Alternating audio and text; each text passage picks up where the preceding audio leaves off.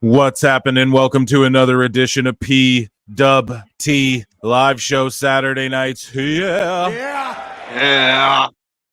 I am the infallible Phil Marks, your eclectic host, and with me tonight, Hairline the Heater. Everyone, round of applause for Hairline the Heater.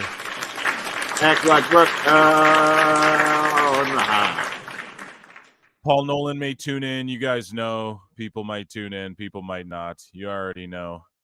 And we are watching UFC 300. And we are reacting to that. If you guys are into MMA, if not, we're going to talk pro wrestling too. We of course got Phil Marks' bookmarks. We got Dave being dumb, of course. How do we do a show without it? You just hate on Dave. Of course I do. And we have we got Kenny Omega making some statements that I try to tell people because that's the thing. Phil Marks for a reason, dude. I'd be watching these fucking interviews. Like I watch all these podcasts. I listen to everything, I got my ears on everything. And so when literally Kenny Omega parroting what I said, like when Brawl Out happened. Like, no, Kenny's cool. The Bucks are kind of whack. Kenny's okay with people getting in fights if it means, like he understands man shit. So we're going to get into that because he comments on it. He basically sides with Punk almost. So Kenny listens to the pod. Yeah, exactly. And then what else do we got? We got an update on the Tate twins. We got, I don't know. We got all sorts of stuff. So if you're just tuning in, make sure you hit that like. Thank you all here for being here on the Wednesday night live stream, PWT Live Show. There was over 1,000 of you guys in here at the peak. 12,500 actually. Unique people tuned in throughout the show. We reached 12,000 people. Thank you so much, PWT listeners. That's because you guys. I can only do so much. I can only make the algorithm. I can only work the algorithm in my favor as much as I can. I can only be as good of a host as I can be. I can only have the best guests and partners to come on and talk, and I can only do so much. The rest is in your guys' hands. Fucking, spreading the show around and showing so much love and tweeting and Xing and all that stuff. Appreciate you all so much. And shout out the 12,000 people and then all the thousands of people who listen to the replay when we re-uploaded it. Thank you so much. That it just all really, really, really means a lot. And we're far beyond where I thought we'd be at this point. UFC 300, we're into the second fight. The first fight was two former champions, the former flyweight champion at 125 pounds and the former bantamweight champion at 135 pounds. Davison Figueiredo and Cody Garbrandt threw down, and it ended in a submission on the ground. The second fight, we're at the end of round one. It is Bobby Green versus Jim Miller at 155 pounds. If you guys are betting men like myself, put money on Jim Miller to win this via submission of some sort or decision, okay? Guys, welcome. Hairline, how are you? Oh, yeah, hit the like, hit the subscribe at Pro Wrestle Clips. The Clips channel's blowing up at Pro Wrestle Times, at Pro Wrestle Times on X. You guys already know. Below, you guys see all the links and all that, and you see the little ticker there, all that stuff. Hairline, how are you doing, man? How has your day been? How's your week been? What's going on? How are you enjoying wrestling? What are you up to tonight? Man, before anything, I just want to say shout out to the YouTube members. And also, if you're interested in becoming a YouTube member, can you tell us more on how that works? Yeah. So there's a link below. You see it'll say like PWT memberships or YouTube memberships just in the description. You click that. It's fucking 99 cents. You become a member, and there are going to be member shows where I don't know how, but you guys are going to get to call in. If you're a member, you can call in. You can tell us we fucking suck. You can tell us you love the show. You can agree. You can you guys already know how we get down. And yeah, so those will come soon too as well. I said when we hit 100 members, I don't think we're at 100 members yet. So once I hit that landmark, we will get into doing a show with the members. And oh my God, before Hairline, we want to hear about what Hairline has going on, but before we do, we have a $10 super chat from Kyle Mulkey that we have to get to. Kyle Mulkey puts $10 down and says, hot take, Vince McMahon losing all control of WWE is the worst thing that could have happened to AEW. Tony can't compete with AEW on a business and creative level. Kyle Mulkey, you absolutely are correct. Vince McMahon losing control of WWE is without a shadow of a doubt the worst thing that could have ever happened to AEW. Because now the creative is in the right hands. Now it's going in the direction of the fans mixed with just Triple H as a mark like us. You guys got to remember, like, the Click's whole thing was, we got to change the business for the better, for the boys. Now, in order to do that, they had to get a little selfish. It's just like in MMA, right? Oh, like, fighters need to unionize, and if fighters don't get a little selfish, then they don't have the proper platform to then leave an impression for everyone else, you know. And even though it sounds crazy, but it's the truth. If you want to take it to football, maybe Colin Kaepernick, if I don't know, I was, you know, he made a change is what it is. He did something, and he at least brought awareness to people. Now, whether it turned people off, whether it backfired, blah blah blah blah blah. In order to shake things up, sometimes you got to take things into your own hands. Right. You know, CM Punk, for instance, when he goes a little, or The Rock, when he goes a little long on the promos, is that a little selfish? Does Chelsea Green's match get cut a few minutes? Yeah, but it's for the better of everyone else. And that's what it is with the Click. That was their whole thing. Shawn Michaels, Triple H, even Diesel, Razor Ramon. They were like, dude, we need to sort of it's going into business for yourself a little bit, but it's for the betterment of everyone else, you know. And the people who don't see that are usually the ones who get left behind, you know what I mean? It's not about being an asshole to everyone on the way, and Vince clearly harmed some people on the way as well, but him going out the door, Triple H is one of us, man, in the real way, in the way that when AEW was a thing and everyone's like, oh, Tony Khan, this billionaire, he's got $1 billion and he's one of us. And that's what we all thought. Oh yeah, sports based. Okay.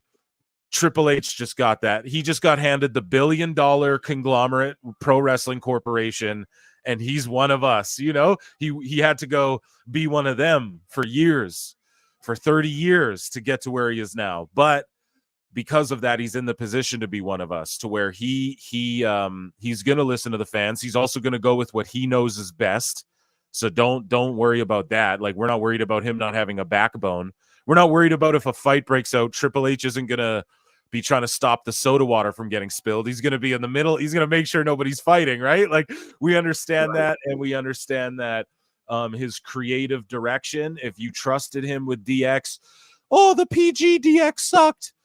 Okay, you know, yeah, it did, but who cares? It was the only thing they had. They had to do something, and, you know, it was Cena and DX at that time, and then you had fucking Rated RKO, basically, were like the dastardly heels. They had to do that, you know? They had to do it. So, yeah, it's just, I definitely think Vince leaving is the worst thing that could have happened to AEW, because Vince would fire people and then give AEW momentum, because, oh, they could pick up ex-WWE guys. Vince would just sporadically, he wouldn't be in contact with people. He would change shows on the fly. Triple H, they have that documentary that came out on Wednesday that I didn't get to watch yet, but it's on WWE's YouTube, and they pull the curtain back on entirely on how they put together WrestleMania 40. Damian Priest, they knew for 6 months he was cashing in at Mania. So where everyone was clowning Priest and going, oh, did you see that? Oh, do you think he's going to cash in here? Oh, do you see how these underlings are fucking up? Oh, man, Priest looks like a goof. He's not cashing in and being successful. Triple H, that whole 6 months, was just laughing. That Triple H laughing meme where him and Sean are laughing. That's what it is, dude. He's just laughing because he's like, well, at Mania, he's going to pull off the Seth Rollins heist of the century. You know what I mean? So, and we're going to build this whole thing. He knew for 6 months. So Vince was more, although Vince historically would have things planned out like a year in advance, And he has done that, like we've seen with John Cena and The Rock and stuff. Over the last like decade, he's just been like changing shows on the fly last minute, and that's what Tony Khan's doing. And you can't be successful in wrestling if that's what you're doing. I ranted and raved about it, Kyle Mulkey, because you brought up a really great point that doesn't get talked about enough. Hairline, what do you think about what Kyle Mulkey said? You nailed it all absolutely there, man. Ever since Vince went away, Triple H stepped up and has knocked it out the park every week. Yeah, and he Like, we listens can to break it down. PWT. So. Right. Well, okay, so most of all, okay, now to piggyback off what you just said there, he absolutely is listening to PWT. We can confirm it from this week's SmackDown. And there's the sizzle data. Yeah, dude. So Kyle Mulkey, thank you for the $10, and thank you for asking a great question or just making a great statement. I appreciate that. John JID in the chat for $5. John JID 999. What's up, buddy? You're always here. You're always rocking with us. Yeah. Just want to support y'all's awesome work, dude. Thank you. You do. Thank you. You do. Oh, yeah. There's nothing about AEW that has got me excited for the pay-per-view except Ospreay Danielson being good. Exactly. And then when you boil it down to that, and I love Danielson and Ospreay. Ospreay's really disappointed me with his whole. We're going to talk about that on the show too, but their match will be great. But what's great about it? Oh, it's great. Their moves are going to be great. Like, yeah, dude. The thing is when you're on the indies, like, okay, this is how it used to be, right? I watch WWE all the time. I try and catch the New Japan pay-per-views, but then I catch indie shows, like either you go to them or you see them online, and then you see these crazy matches and you go, wow, if this could be brought and filtered to a bigger stage and presented in a way, this could work, this could be something. What AEW, when you take it and put it on a weekly TV show, where it's like, oh, this will just be an awesome match where these two guys wouldn't wrestle, but where else can they ever wrestle but in AEW? It's like, that only works so much. Your whole show can't be that. That has to be like one aspect of your show. And now WWE's doing that. We just got Tama Tonga and fucking SmackDown. You know what I mean? So it's like, now we're getting, and like, here's the thing. Remember when Regal brought and even Vince allowed him to do this, but Regal went to Vince and reached out, and he reached out to Jushin Thunder Liger and said, can you wrestle Tyler Breeze on NXT?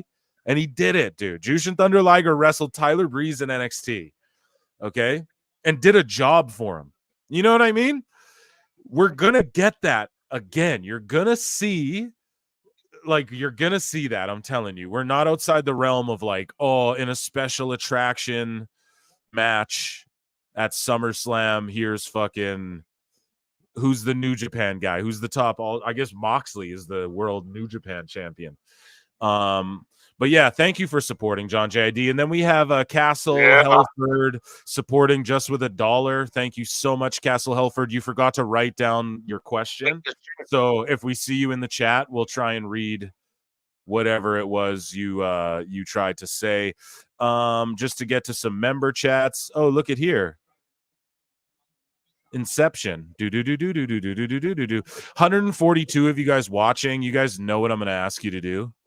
So go and do it, please. We need at least 100 likes. At least 100 likes if there's 140 people watching. Yeah, no, we're only at 13. What's up, Phil? What's up, Mark? Here we go. Oh, there's me again.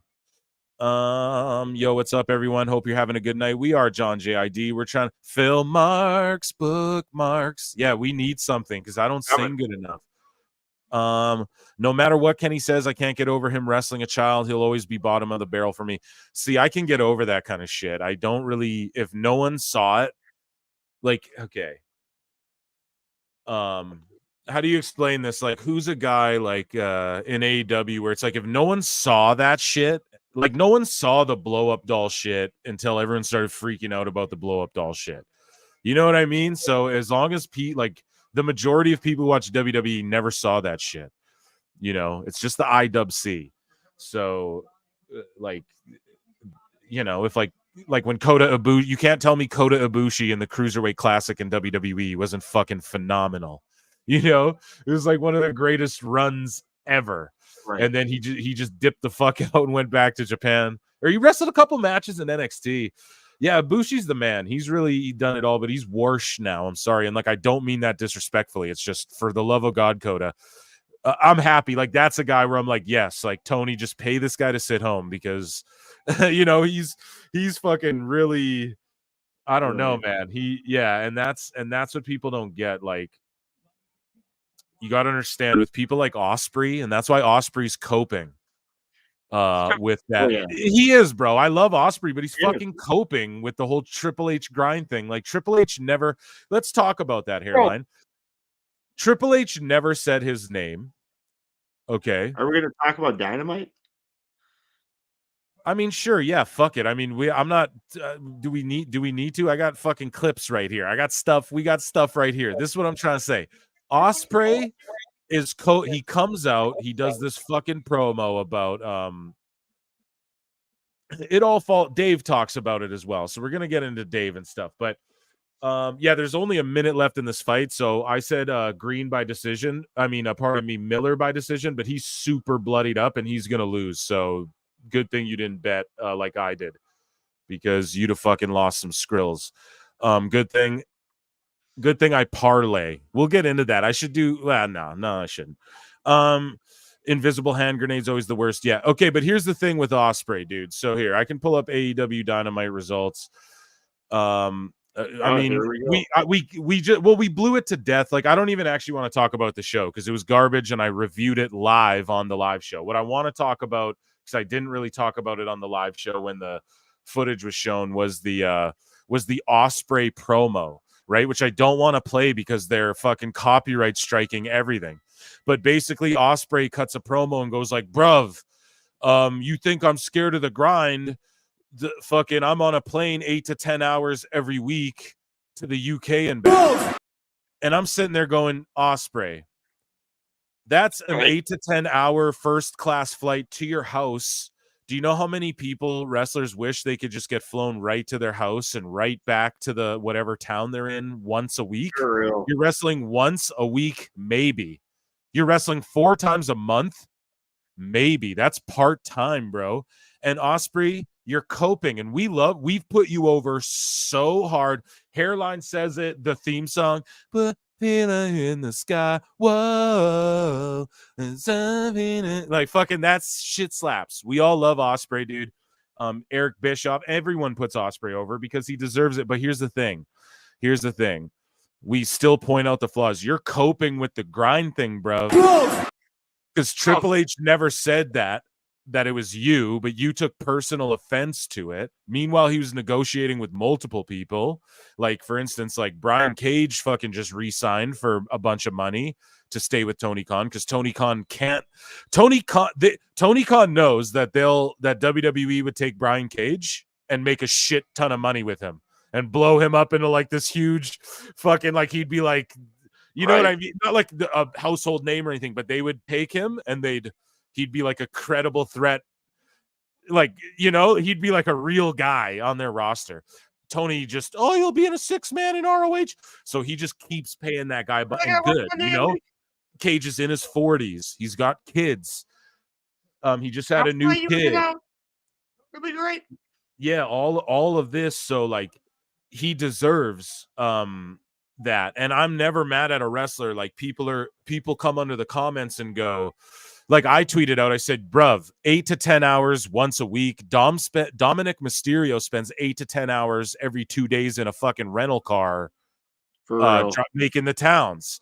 So that's what the grind is. Now, even WWE lightened up their schedules, and people are like, they don't want to wrestle in the middle of butt-fuck nowhere, Utah. That's what these goofy-ass fans are saying. And it's like, bro, that's how you build the business, you fucking marks. That's that's called getting the word around and spreading. That's called fucking building the industry. That there wouldn't be all this money for Osprey to get if people didn't do butt fuck nowhere shows in Utah. The elite. You mean how the Young Bucks did shows in butt fuck nowhere, Utah? And then got All Elite Wrestling off the ground doing that? You mean I didn't see Cody Rhodes wrestle in front of literally maybe 100 people and put over a local hometown guy who's still not on TV? You mean I never saw that? You mean that didn't help wrestling? You mean that didn't make the houses bigger next time WWE came around? You fucking dummies. Dummy, yeah. Jeepers, man. It's just, it fucking irks me, these people, dude. Yes, he needs to make the towns. That's how you have fucking little girls who dress up like you and cry when they fucking see you. You know what I mean? That's how you have fucking, that's how you leave the business better, dude. This is what people say, only in wrestling do you, will people complain about working more hours? No, we're not talking about minimum wage, bitch. Talking about entertainment, professional fucking wrestling, making the business better. Why do you think Ric Flair did all those towns? Why do you think Hulk Hogan wrestled? I wrestled 400 days in 1 year, brother. Why do you think, like, okay, it's bullshit, but what it is he's wrestled like 300 plus days a year before. Why do you think he did that? So Roman Reigns could come in and do what he did. You fucking idiot, Marks. Like, you don't even like wrestling, do you? I swear I'm snapping, hairline. Fucking red ass Phil. Bro, I'm going hard body, big body. And so, Will, I love you, bud, but you're coping. That fucking promo was gross. Triple H, oh, you humped Stephanie, bruv. Renee Paquette is Stephanie McMahon's friend, you fucking asshole. That's why she looked disgusted and disappointed from you, you fucking idiot. Jesus, yeah, I'm losing it. For real, though, I'm losing it. It's like, Osprey, do you not like now? And then go look under his comments on Twitter. Everyone's hating on him now. Why are you doing that, bro? Why? Bro. Why you got to do that? Why you got to do that? Like, it's just crazy. It's just like you like no. And this is the thing. It's not that he's scared of the grind, but he can't grind. He's got kids, bruv. He just wants to go to the UK. He's not willing to pick up and move to Orlando. He's wrecked his body up a bunch. So he can't grind like he once wanted to or was going to. Do you know what I mean? Like, no offense to Osprey, but everyone talks about it. He slowed down and changed his style because he can't do that reckless flipping and all of that sort of shit. And it's like, yeah, that's the truth. So he can't he doesn't want to go do it night in, night out, and in Ohio and all these different towns. He doesn't want to do that. That's not ideal for him. So what it is you did turn away from the grind. And he said it in an interview. He said, one of the big things, the reason he signed with AEW was the lighter schedule. He admitted it. So then you're going to go on TV and cope. It's just fucking pathetic. It's just stupid. It's honestly, yeah, it just did no favors for him. It gained no new fans. Again, you're just catering to the people that already like you doing that shit, and you're burning bridges. And what you're doing is making Renee Paquette, who, say what you will, the first female lead commentator on WWE fucking Raw, pro wrestling in general, and a major platform. Say what you will about her, man. Renee Paquette, she's the shit. She's awesome. We poke fun. Oh, Renee Moxley good again. You know, they just stick her on every segment.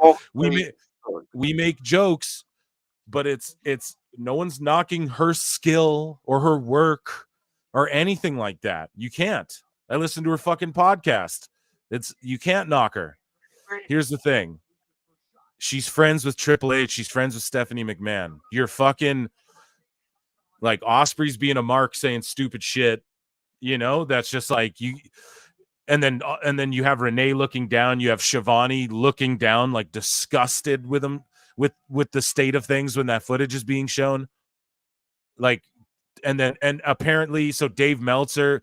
Well, let's talk about Meltzer and stuff here. We got a chat. John D. Lee for $2 says AEW, where talents value go to die. Marks equals duh.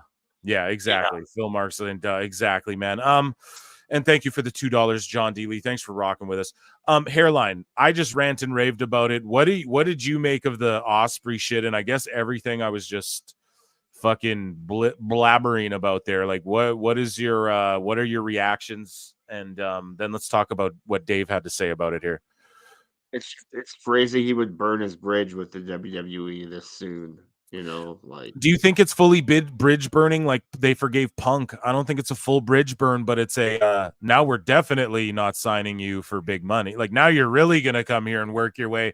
Like, I think Kenny Omega would go there, they'd push him right away. Like, a Tama Tonga never trashed WWE. He's like, oh yeah, they're doing great shit over there. We talk all the time. You know what I mean? Boom, he's right there Yeah. in the mix. Sorry, you go ahead though. You go ahead. I just like I feel bad for him a smidge.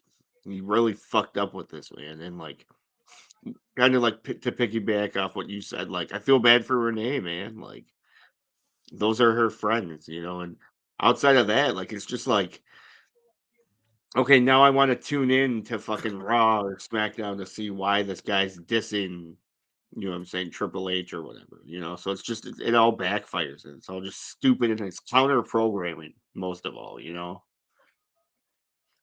Yeah, I was just opening a window there. So you know, I heard Rob Van Dam have a take on this, and he goes, you know, like with the fight footage being shown and with Will Ospreay and all that, and Van Dam goes, he's like, you know, if they want to, he's like, you know, if they want to be like ECW would do that shit, he's like, and it would make Sabu mad and stuff. He's like, but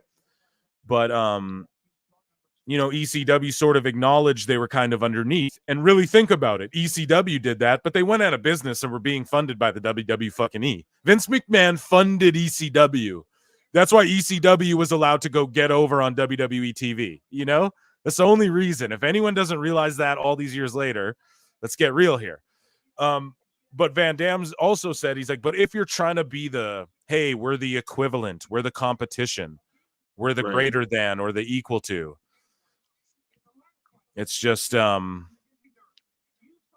it's goofiness. So or like you're stepping on your own dick basically. So basically Right. we have or I just want to but here's the thing. Do you think he'll be punished? Do you think he burnt a bridge, or do you think like they'll obviously forgive him one day if he ever chooses to go there, but I just don't think we'll ever see an Ospreay in WWE.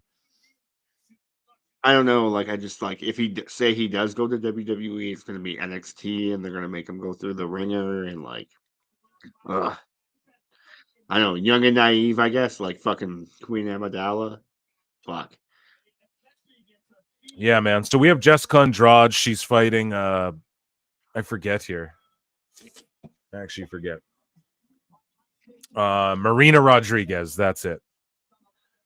All right, that'll be a good one. Any MMA marks in the comments? Anyone watching UFC 300 tonight? Anybody? Any of that, or just WWE AEW fans? So, guys, now it's time for everybody likes to take a look at film marks, bookmarks, and Paul Nolan will be joining us. He's just indulging in some delicious, you know, they got Mad Barbecue out his way, you know what I mean? They do all these over the fire steak cookouts and shit. It's good. He's living good out there in Argentina, man. It's nice to see he's flourishing. Oh, yeah.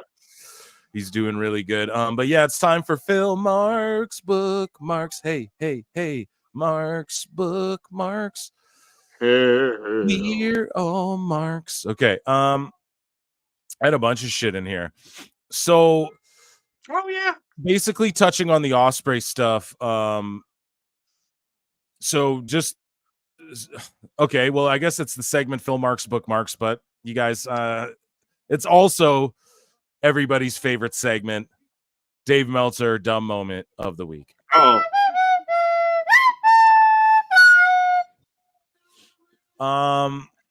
Everyone loves the flute. The flute's getting over in the IWC. It's fucking awesome. Okay, so Dave Meltzer, just to start, he goes, in the case of Will Ospreay, Katsuchika Okada, Mercedes Moné, there were different reasons why each landed in AEW, but a key one is that in each case, WWE was outbid. I just want to touch on Mercedes Moné. Did you see how she responded to AEW neckbeards, like making like just with like an emoji, but sort of like agreeing with a meme he made in a way, and then a bunch of AEW freaks started melting down, and it was just funny. I just tweeted out, I was like, she knows why she's there. No, I didn't see it. That's awesome. I didn't bookmark it. She just responded with an emoji, but all these AEW tribalist accounts started melting down because they're like, why would she respond to him? Look at the account she responded to. AEW neckbeard. Shout out neckbeards, man. What a funny good guy. Yeah. Excuse me, guys. So let me see. So okay, Will Ospreay shot at Triple H. This is according to Wrestling Observer. Will Ospreay shot at Triple H was Ospreay's own idea after feeling Triple H had mocked his work ethic and dedication to the business. He didn't say your name. He could have been talking. You guys know he tried to sign Mariah May too, and she went to AEW, right? Like he could have been talking about anyone, man. Jesus. So this is Dave Meltzer. As far as Ospreay, the promo was entirely his idea, as he had very personal reasons to respond back. Management cleared it when he requested it, as he felt that after Levesque took a cheap shot at him, he didn't think it was wrong to jab back. It was bad timing because of the Punk thing, but Ospreay brought the idea. Yeah, the whole episode was like, oh, screw you, WWE. Because of the Punk thing, but Ospreay brought the idea to Tony Khan and even said he'd take full responsibility for it. Obviously, the final responsibility is Khan, who clearly approved it. Ospreay felt that when one of the most important people in the business, who he had respectfully negotiated with, had mocked his work ethic and dedication to the business, he had said he's never knocked WWE or its performers during the entire time, so he wanted to respond. His feeling was that WWE was fully aware about his situation with his partner, women wrestling star Alex Windsor, and his stepson. But Levesque still took a cheap shot at him, and he felt Levesque deserved none back. Right, okay, so this sounds like a statement written from Ospreay to fucking Dave Meltzer. Right? Like, who told him all this? Meltzer, or Ospreay just told him all this to say to get this narrative out. Another person, a news outlet, though, came out, I forget who, but they said, I think I might have a bookmark, but they said that no, it was like Tony Khan's idea. So who knows who's telling the truth in that? They're all dirt sheet marks. But it's just his feeling, like, listen to this part. His feeling was that WWE was fully aware about his situation with his partner, women wrestling star Alex Windsor. Is she a star? I'm not familiar. And his stepson. But Levesque still took a cheap shot at him. No, it's not a cheap shot, you guys. Ospreay, it's not a cheap shot. When you say, oh, I have a partner who's a wrestler and a stepson.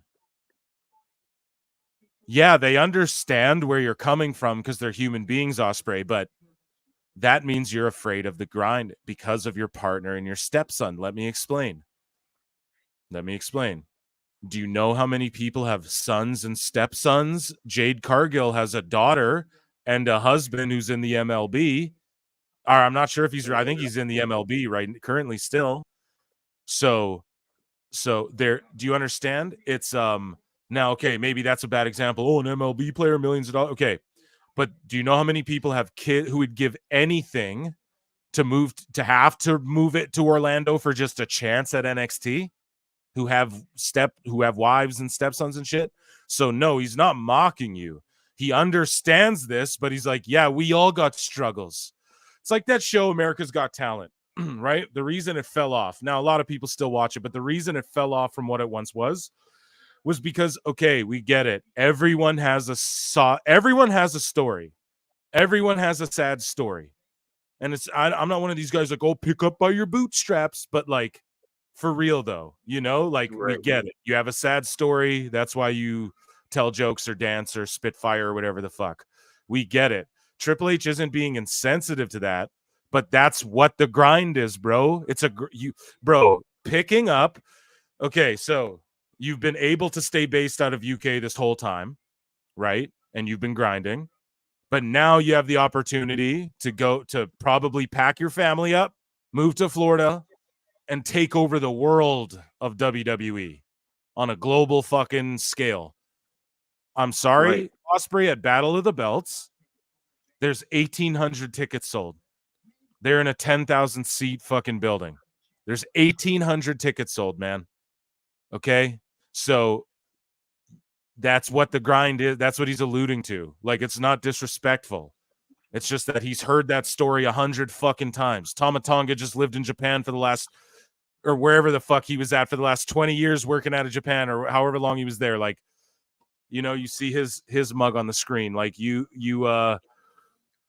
I don't know, man. It's just, yeah. So I don't know. I beat this to death. Hairline, I'm not shitting on Ospreay. I get it. No one's saying don't take more money to be with your family and everything, but don't say he felt like he mocked it and they were fully aware about your situation. They're fully aware of everyone's situations. People have got dying grandmas. Roman Reigns has fucking leukemia. People's parents pass. People's sisters die. All sorts of shit happens, dude. That's what he meant though by the grind. Like if you're at this stage where Osprey, you have the next 10 years to where you could become a fucking household name, dude. Or you can go do 1800 Cedar Collision Battle of the Belts, which is fine. That's your choice. I'm not hating on you for Hairline and Phil will never hate Edge for taking $3 million to go be with his family more and work 2 times a month. He deserved that. But Osprey, and you deserve it too for like as far as me being a mark. But to the general population, like they don't know who the fuck you are on like that global scale, and that's all. That's where the real grind comes in, and that's what it is. So I don't know. I just feel like it was Meltzer says it was mistimed. I think it was I think that's the dummy moment, right? Like, yeah, no shit. That was mistimed as fuck. Like, Dave, don't you text them? Didn't you text Tony and say this was a bad idea? Like, come on, man. Seems like Osprey wrote you a written. We know that you don't write with punctuation and in proper sentences like that. So, fuck it. It seems like, you know what I mean? Yeah, so that's my thoughts on it. And yeah, we have a bunch more Dave and AEW stuff to get into, but Hairline, your thoughts on basically on this whole Osprey thing, and then let's move off it. You know what I'm saying? Well, once again, the man just shot himself in the foot on his path of fucking wrestling his matches where he steps on his dick. But okay, now I would like to put myself in his shoes. I would gladly work whatever schedule was lighter and paid me fat. You know what I'm saying? We're not none of us are criticizing him for that. What we are criticizing him for is his fucking like you said, stepping on his dick by fucking not selling each fucking move, and it's all like he sells the first fucking 62 fucking DDTs, but for some reason the 67th DDT is not shit, and he pops up and does a fucking Hurricanrana DDT through the fucking table sauce. But anyways, yeah. Regardless of you pretty much nailed it. Everett Todd for $2 says Ric Flair needs to personally mentor Osprey. Yeah, no doubt. No, but Ric Flair is doing that too. He's just putting shit over for a check. So, which is fine. Again, Flair, if anyone deserved it, it's Flair. But I digress. Drinking beer. Yeah, thank you for the $2. Jimmy B with $5. Cue the X-Files. Oh, he wanted an X-Files. Holy shit. You guys, if you super chat, man, and you want an X-Files, you get a fucking X-Files. If you want a dummy, yeah. We can dummy, fucking to other people too. We'll dummy people for you. Cue the X-Files music, but I think Zilla Fat 2 will debut to join the Usos to take on Solo, Tama, and Jacob. I have under good authority who will be next to join this thing. I'll put it there. But I think Zilla goes NXT first. And I have good authority on that opinion as well. But we'll talk about that in a bit when we get. Thank you for the $5, Jimmy B, and it's good to see you here, man. Good to see you rocking with us again, man. I appreciate you, buddy. Yeah. You guys are all the best. We'll try and get to some member chats here, but you guys know it's tough. So if you want to get seen, drop a sticker or a fucking whatever. Tell us we suck. Tell us you love us. Right. It's all good. We have a 7-star rating via the Alleged Wrestling Podcast. Shout them out. Free plug. But they go SRS taking a few hours to do the work and then burying the Wrestling Observer, Meltzer Ramblings engagement accounts with reports. It was always my favorite part of wrestling Twitter. So, yeah, we're putting you over here, Sean. Oh, I'm obsessed. So Fightful goes, at Sean Ross Sapp goes, Fightful Select is told Will Ospreay came into work on the grind promo earlier in the day and was excited to do the promo, contrary to rumors. So I don't know. Dave getting owned by SRS right there. So we're getting incestuous here. You know what I mean? So let's go. We have more though. I had one more Ospreay thing, I believe. Excuse me. Yeah, there's lots. I got way more bookmarks than I had thought I did. Here's neckbeards. Yeah. So Mercedes, he tweeted this. I've fallen and I can't get up. and then she responds with the face. And then neckbeards, thanks for having a good sense of humor. See? So she laughed at the meme. And then there's people underneath like, oh, who she responded to, screen grabbing and shit. And it was super funny, man. But at least she has a sense of humor. But Mercedes knows why she's in AEW. We all know why she's in AEW. 295 of you guys watching the live. Phenomenal, man. We're growing so much. It's ridiculous. But we only have 63 likes. So if you want your boy Phil Marks to go through more bookmarks and tell you what's happening with the Bloodline and get into this Kenny Omega stuff, I'm going to need 200 likes on this video. There's almost 300 of us in here. I need 200 of us to like this video. Okay. So hit that like, please. And thank you. And in the meanwhile, we're going to read some chats and we're going to I'm just going to scroll down. Chats are great. Holy chats are the best. And yeah, we're just going to we're gonna read. Okay, Derek Hans, good to see you in here again, buddy. Derek Hans, yeah, we gotta drop my air horns. Derek Hans, a big supporter of the show. I think discovered it last live show or the one before that. And shout you out, man. You ask great questions. You make great statements. You give tremendous super chats. I won't lie. For $20, we better play this man some music. I think we should play this man some music. I think that's the way it should go here. Here, you get the music, my friend. We're going to have some cool music coming in too, guys. Like Paul Nolan's got some shit cooking. I got some things here and there that I'm working on that I think we'll be able to bring in. Some people you might know if you follow Hairline on like Instagram and shit on his shoot stuff. You might have heard a tune or two that he's been involved in. We got some cool musical stuff coming, but for the time being,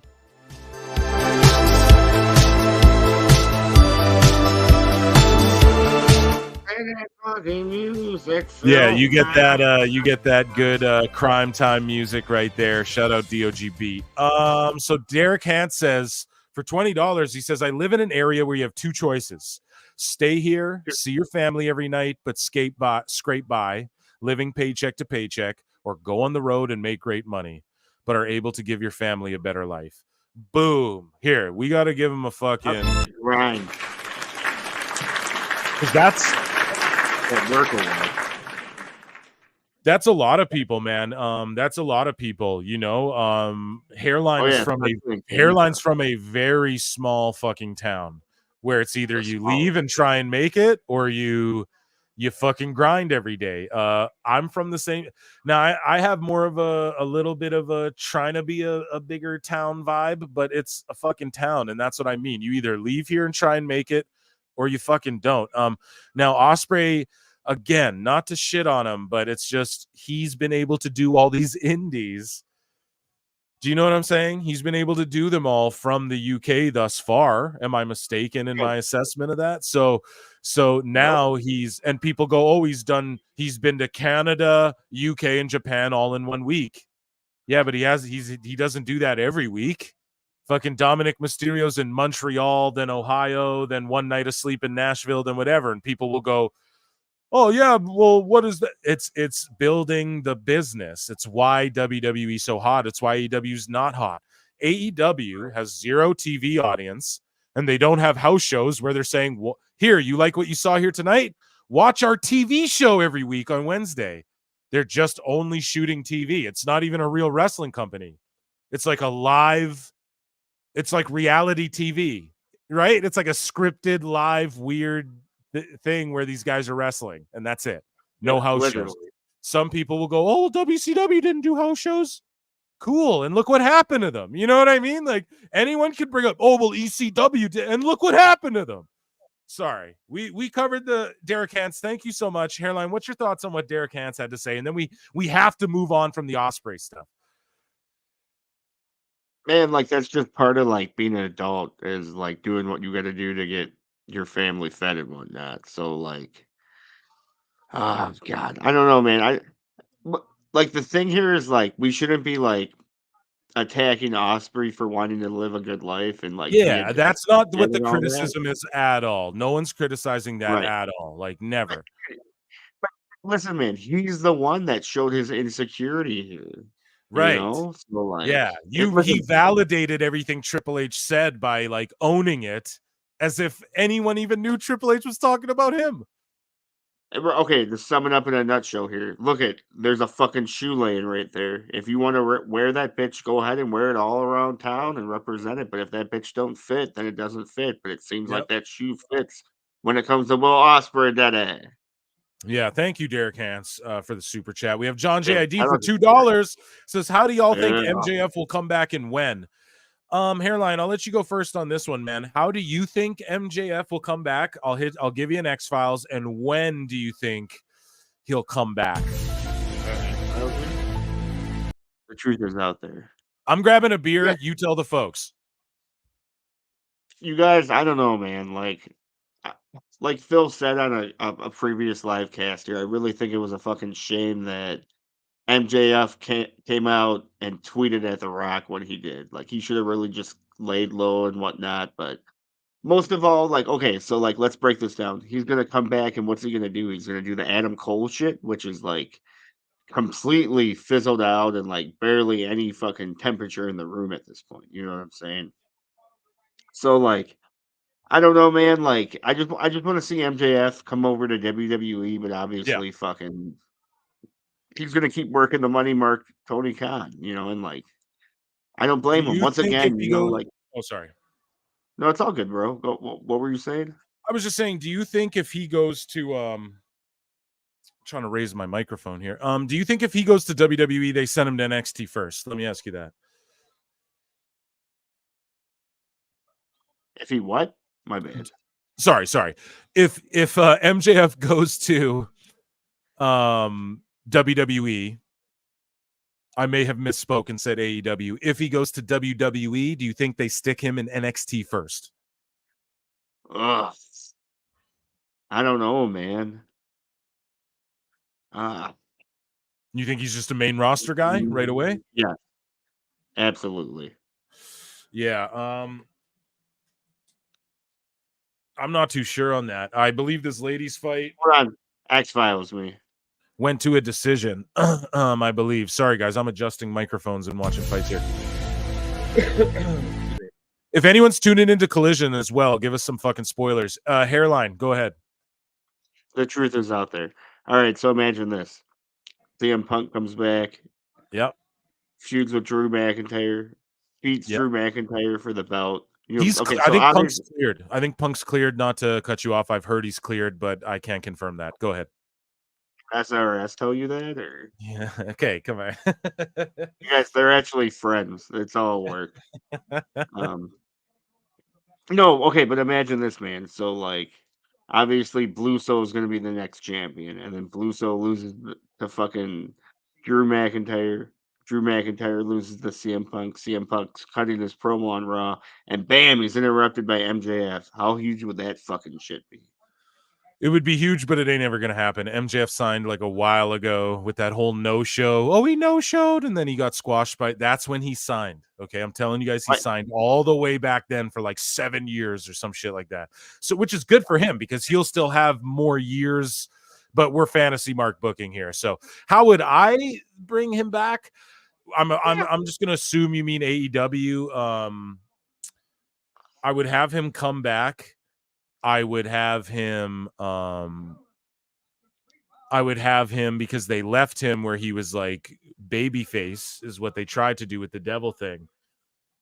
I would have him come back and bury the AEW roster, which sounds crazy, but I would have it's I know you're like, what? But I would have him come back and go, since I've been gone, you've all been groveling like whiny fucking marks, talking about all this other fucking bullshit that doesn't matter, talking about all these motherfuckers who don't like, you know what I mean? Like, Right.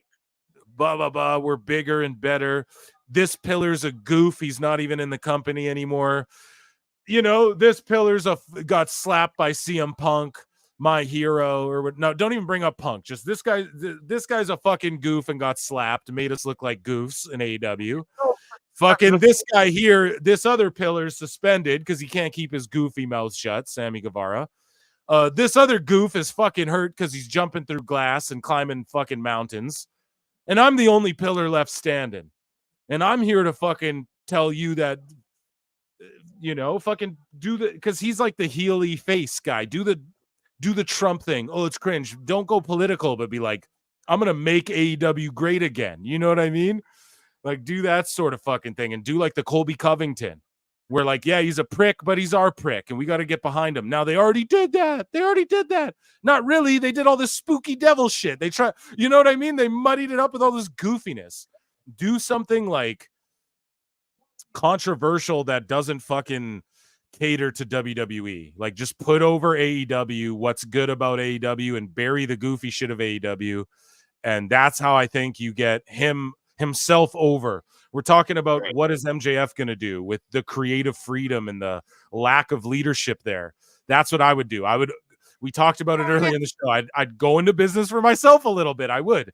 I mean, I just would, because you can't get over an AEW any other way. It's impossible unless you go into business for yourself. I truly feel like that, because the business ain't going into business for you in AEW. That's for fucking sure. That should be on a fucking t-shirt. For $2, Daniel Flores, 5 stars come and go, but stories last forever. Fuck, man. That should be on a t-shirt. Yeah.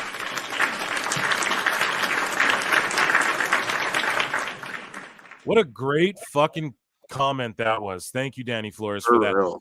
So moving along here, we have more Dave stuff. So let's just get Dave's reaction to them actually showing the footage that we were talking about. So Wrestling Soup, shout them out. We're going to do a crossover. We're going to invade them. They're going to invade us. But at Dave Meltzer 1, I don't think showing the tape was a good idea. Yeah, you fucking think, Dave. Here, there. Okay, yeah. Here's people just tagging me in the footage. Here is Forbes taking a shot. So this is actual Forbes magazine. Yes, digital magazines count. Taking a shot at AEW. Here's the Dynamite results.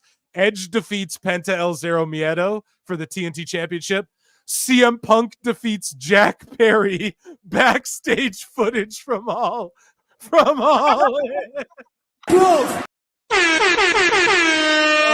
my god, dude! Forbes, CM Punk beats Jack Perry. You can't make that up, bro. You can't. It's a fucking joke to people. That's what AEW is, and that's what you don't want. That's what happened to TNA. Became a joke to everyone, right, guys? So, let's look. 250 of you tuned in.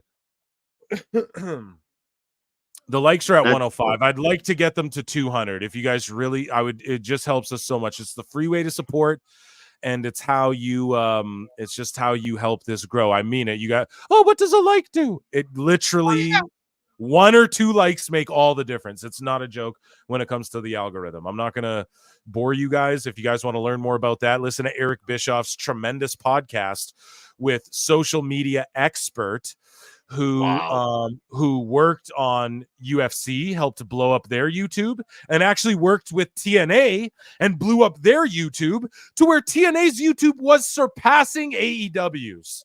This is a fact. Surpassed AEW's 2 times last year, and that's why TNA's feeling that resurgence as well. AEW's YouTube game, people just don't watch cable. Really? Then why is their YouTube drastically declined as well? Why is their YouTube, yes, and their social media impressions since Punk left fucking plummeted off a cliff? Why? Guys, don't listen to these idiots. Don't listen to Dave, who we're about to get into more Dave here. We're about to listen to Dave, but and also PWT listeners, if you guys notice in the comments, like on the videos after they're posted, I'm not in there as much. I can't anymore. It's literally impossible. There's so many of you now. So I'll try. I'm going to designate like one morning of the week where I get to as many comments as I can on both channels, at Pro Wrestle Clips and at Pro Wrestle Times. I'm trying, guys. It's hard, man. It's a lot of comments to get to, and there's so many of you now, I can't even possibly get to them all. So that's a applause for you guys. Show you guys out. And I want to, guys. So Jalen Turner is about to fight Money Moicano in at 155 pounds here. The last fight was okay. It wasn't the best, you know. So you guys will hear me reacting, giving play-by-play to some crazy UFC 300 shit. Anyways, Dave Meltzer on airing the CM Punk and Jack Perry backstage incident. He says, I did not think it was a good idea. So this is actually a Dave Meltzer smart moment of the week. Wah, wah, wah, wah, wah, wah, wah. I need one for when he actually has smart moments. We need to find a version of the Harry Potter flute where it's like Hairline said it like brass, ultra reverb. Whoa, whoa, whoa, whoa, whoa, whoa. Or I can sing it. You guys like my voice? I've been working on my octaves. I'm just fucking with you. He says, I did not think it was a good idea. I never did think it was a good idea, but I thought, look, you've got to give them the benefit of the doubt and see what happens. No, Dave, we don't give them the benefit of the doubt anymore. We're past giving them the benefit of the doubt anymore, Dave, because we did that too many good times. And as Paul Nolan famously says, AEW never misses an opportunity to miss an opportunity. So that's where benefit of the doubt goes out the fucking window. Okay, dude. Dave says, here's the thing. Later in the show, when the fans were chanting CM Punk, it was like, well, this for sure backfired. You don't want people chanting the name of someone from another promotion during your show. And sometimes it's going to happen and you just can't avoid it. But this one was one you brought on yourself. And you know, it just reminded me of when fans did the We Want Flair stuff in 91, and that was not a good thing. I didn't see how it helped at all, whether the ratings is good or bad. Just didn't come across well. Dave fucking nailed. What the fuck, Dave? Let's hang out, dude. Let's get a beer, dude. No, I'd get annoyed. I don't know about that. Yeah. But man, he nailed it there, right? I think he goes on to say some more. We missed this. We missed this about Dave Meltzer. Luckily, that's why it's a whole segment, because there's too much shit. But Dave Meltzer also said, if you know the real story, Paul's promo on Ospreay was a real cheap shot. Can't defend him at all. I'd rather Ospreay responded at a different time, but it's very understandable why he did. And if he wanted to risk getting such a powerful guy mad, well, he's got more balls. No, I don't think it takes balls to hide behind a multi-million-dollar 8-year contract and throw rocks from across the street. I don't think it's more balls at all.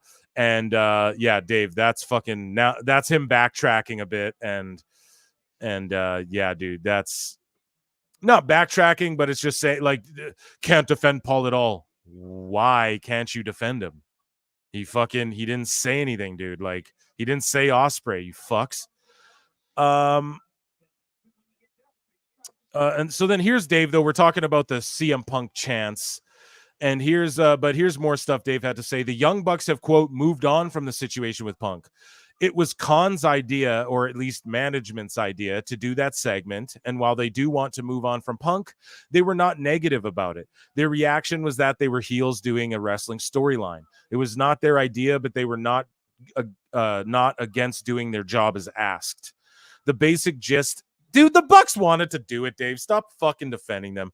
The basic gist is they were given an assignment and tried to do it the best of their abilities, and were happy with how it turned out. And now that they are villains on a television show and felt their role was to garner heat for the tag match, they've personally moved on from the Punk situation, and it felt no they didn't. And they felt it was their job to do their job. Why didn't they go, no, Tony, this is only going to backfire? They were over it, but fucking they're over it, but blah blah blah blah. Like, no, dude. Hairline, you get what I'm fucking saying, right? Why didn't they sit up and go, well, no, they're just going to chant Punk at us? Obviously, they thought this was a good idea too, and Dave's doing damage control, right? Well, like, it's just like what they always do is like they've been talking to Dave the entire time. So all they got to do is go, oh, Dave, this is Tony, not us. So, and it's all like, God damn it. Basically, no. You said he isn't backpedaling, but he ultimately is backpedaling, bro. He's like doing damage Bro. control rather. It's more like Right, yeah, okay, yeah, there you go. So, and then he does more of that. Like he starts coping and just making shit up. Let's see here. Sorry, I had Paul Nolan messaging me, guys. So here I got Paulie D there. I should just get this is the only reason I might get a blue check, guys. Now I haven't got a blue check because I don't want anyone to say, oh, you're just doing this for clicks and clout and to make a little $30 off Twitter with your salacious tweets.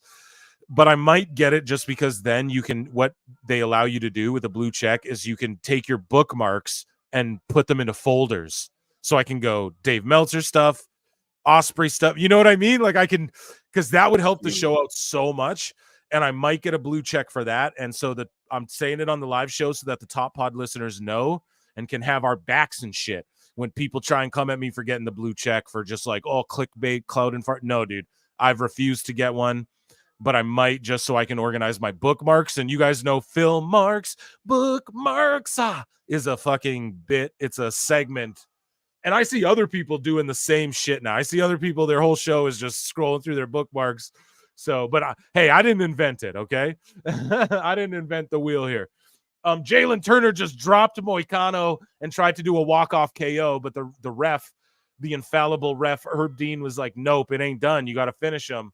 So Moicano got up and we're going to round 2. Nah, it ain't over till it's over. Anyways, though, we're back on topic here. So Dave says more. He says, as soon as Tony Khan did that CM Punk Perry all-in footage, then I started to hear from people, and it was people who were just like really frustrated, going like, now it's back. The whole thing is back, and there's things that have happened and people been made to look bad. Now they can't answer back. It opened up a wound that needed to be closed. They need to move past this. This doesn't do AEW any good. If I'm Punk, I'm laughing about it, honestly.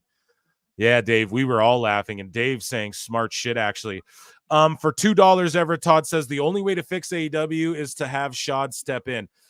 But he doesn't know what to do with this wrestling company, bro. So what he needs, we need to get Tony out is what it is, of creative and out of, because Tony likes to go, oh, all of his credits. Oh, I'm the general manager, CEO, head of creator, and booker. Right? Well, if you're all of those things, then you better fucking act like those things, daddy. You know what I mean, hairline? You better act like a boss. You call yourself the boss. So Right. thank you for the $2. But Shad stepping in ain't gonna do shit ever at Todd, like him personally, unless you mean step in and get Tony the fuck out of there. Does he listen to his dad? I don't know. For $5, John JID says all of this mental gymnastics from journalists and Mark podcasters just makes you angry. Hey, now I take umbrage to that. I am in fact a Marks podcaster. It's easy to see through it, but the Marks lap it up. Yeah, exactly, dude. Hairline, your thoughts on what John JID has to say? Well, I think most of all, we are a bunch of Mark podcasters, all of us, especially Conrad Thompson and Brian Last, Phil Marks, all of them, all of a bunch of goddamn Marks. Anyways, man, it's basically the mental gymnastic comes down to like the best clickbaits for their fucking likes, and it's all like wrestling's just become a big social media gymnastics, really. Mm-hmm. Yeah, it really has, man. It really, really has. So we have. I just want to make sure I get it all, so I don't forget any of it. Just drinking some tequila. Yeah, what? Dude, we I'm got drinking so a Blue much. Moon. We got so much, Dave. We got so much. Okay, so Young Bucks were fine. In general. Okay, so we got more Dave right here. The Observer goes on to say the Young Bucks were fine and in favor. Oh, no, sorry. This is Fightful Select says that the Young Bucks. So this kind of goes against what Dave's saying. The Bucks were fine and in favor of doing the segment featuring Jack Perry. CM Punk's all-in altercation last night. FTR were given a heads up about the decision to promote it and signed off on it. The general response heard from AEW talent was that they felt this added to the importance of having a huge show for Dynasty. How? How? Yeah, I don't know, because it's great. Elsewhere in the AEW locker room, there were natural quote, wish someone else would have got that TV time reactions. Several in AEW felt like it was a no-win situation after the Punk. They were in a no-win situation after the Punk Helwani interview. Yeah. I don't know, guys. Ready for a shocker? I'm more inclined to believe Fightful Select when they start talking about like how the locker room feels, because I know there's only like a select few people telling Dave shit, right? Whereas Right. Fightful Select gets more feelers on like the general consensus of the locker room. So, but as far as like when he's straight up just quoting Ospreay and the Bucks, I'm inclined to believe Dave on that. Like he talks to them, they call him on the phone. Do you know him? Does he call you on the phone?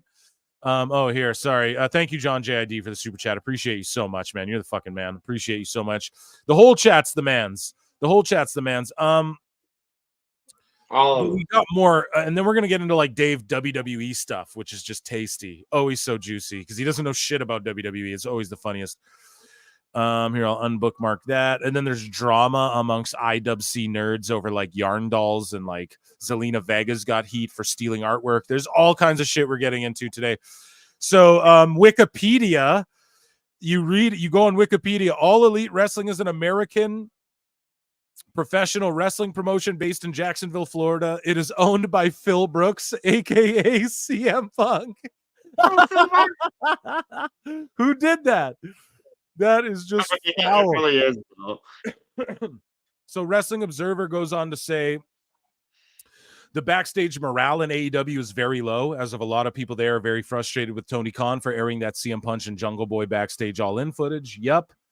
I talked to the Take Twins, and they DM'd me again unsolicited just to encourage me and go, keep having fun doing what you're doing. I'm not going to read them on the air, but they pretty much, the Tate Twins again unsolicited reached out and were like, so they're listening to the pod. They're probably listening to this. So shout out the Tate Twins. And they're going, they literally listen to PWT, like actually. So, and they were like, keep having fun doing what you're doing. You're speaking a lot of truth.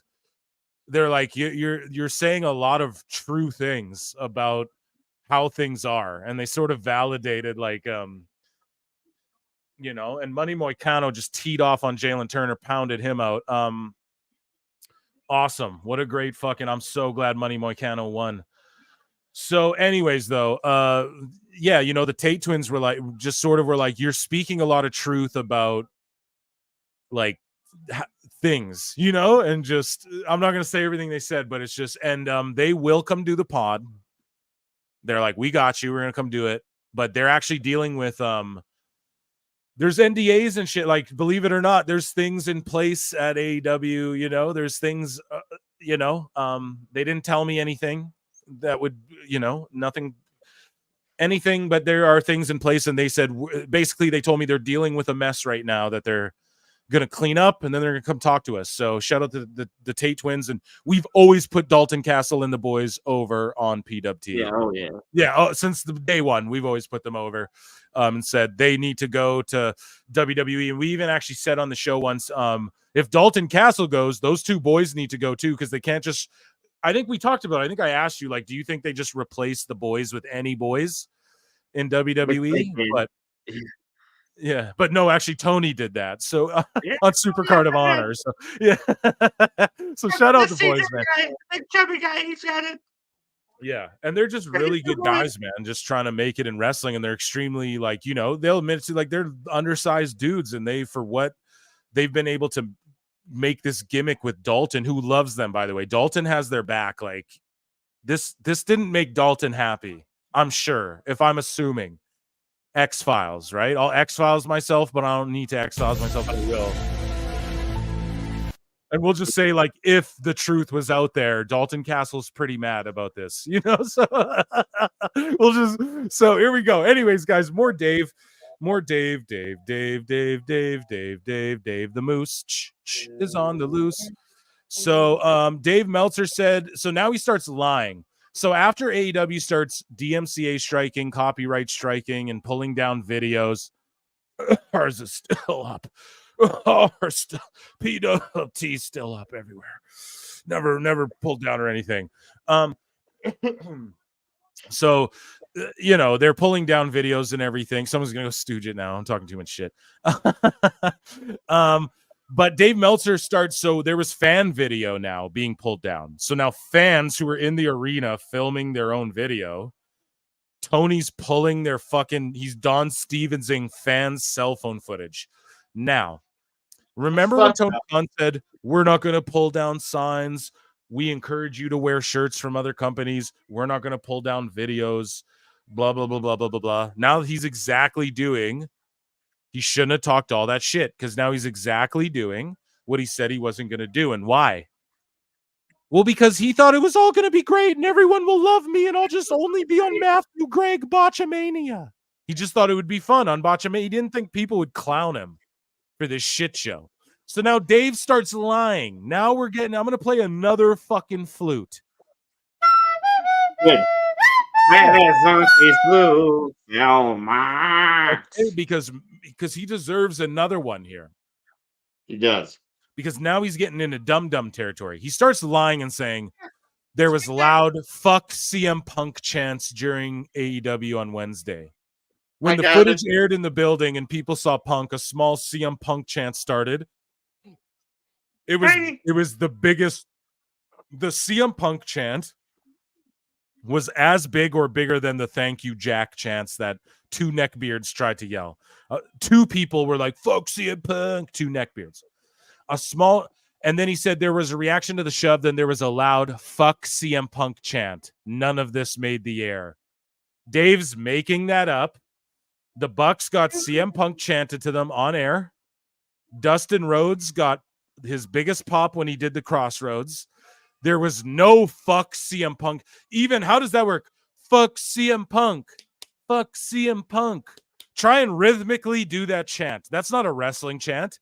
Fuck CM Punk. No, they chanted fuck Jack Perry. And they chanted CM Punk.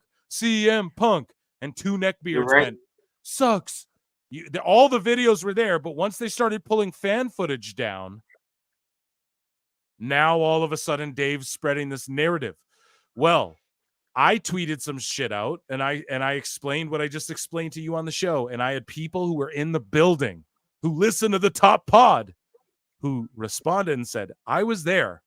There were no fuck Jack. There was two neckbeards yelling fuck Jack Perry and everyone else was chanting CM Punk.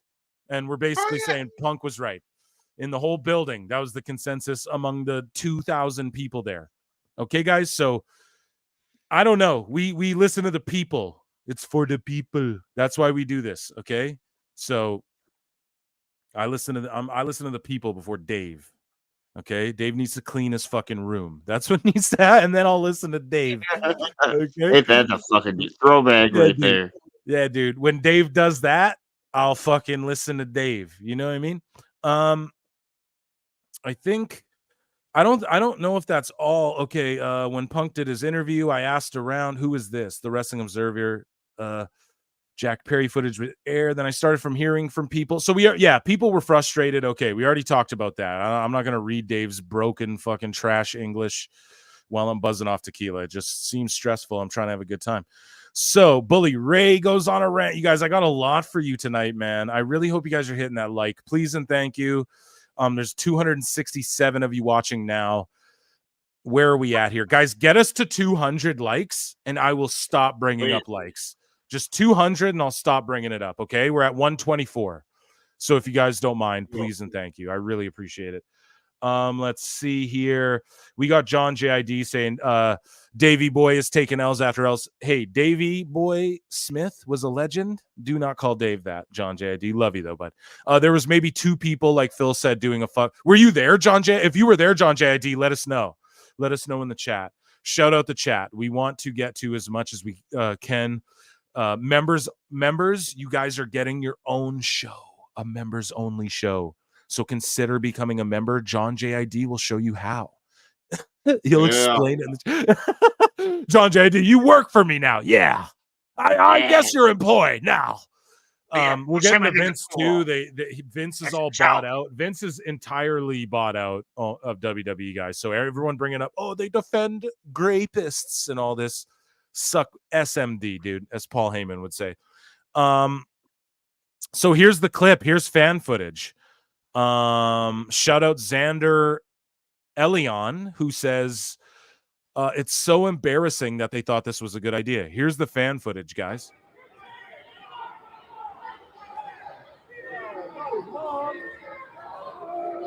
Punk was. You can hear like one neckbeard going, "See, Punk," and you can hear some people groveling, "Ugh." But you got to think, even if you're a Punk fan, you're watching this going, ugh. Can you just like try and give us a good story? Like, can we just not focus on Punk and Jack Perry, who are in New Japan and WWE? Two guys who don't even work here.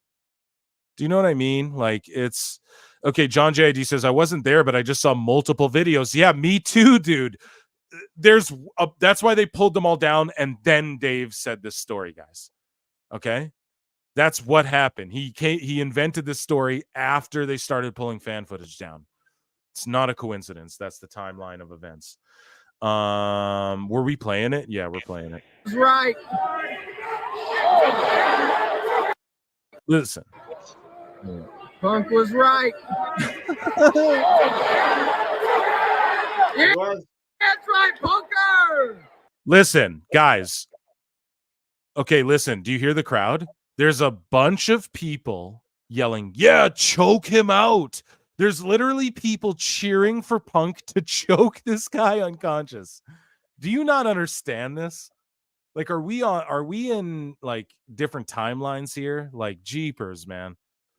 Yes, man. Yeah, Punk. That's right, Punk. Yes, sir. Don't get mad. I see marks in the. Why are you scrolling? Bro, when you scroll, it's irritating. Trust what I'm doing. If you want to just watch it on your own, go watch it on your own. And then don't hear Phil Marks and Hairline react to it. You know, just fucking don't do it my way and then go try and do it. You know, go make a YouTube channel and do it yourself then. You know, it's like, trust the way I do the things. Okay. I have to do it the way I do it. Right. Okay. Thank you guys. The top pod listeners understand. I don't need to explain it to you guys. You guys get it. You guys get what I'm doing here.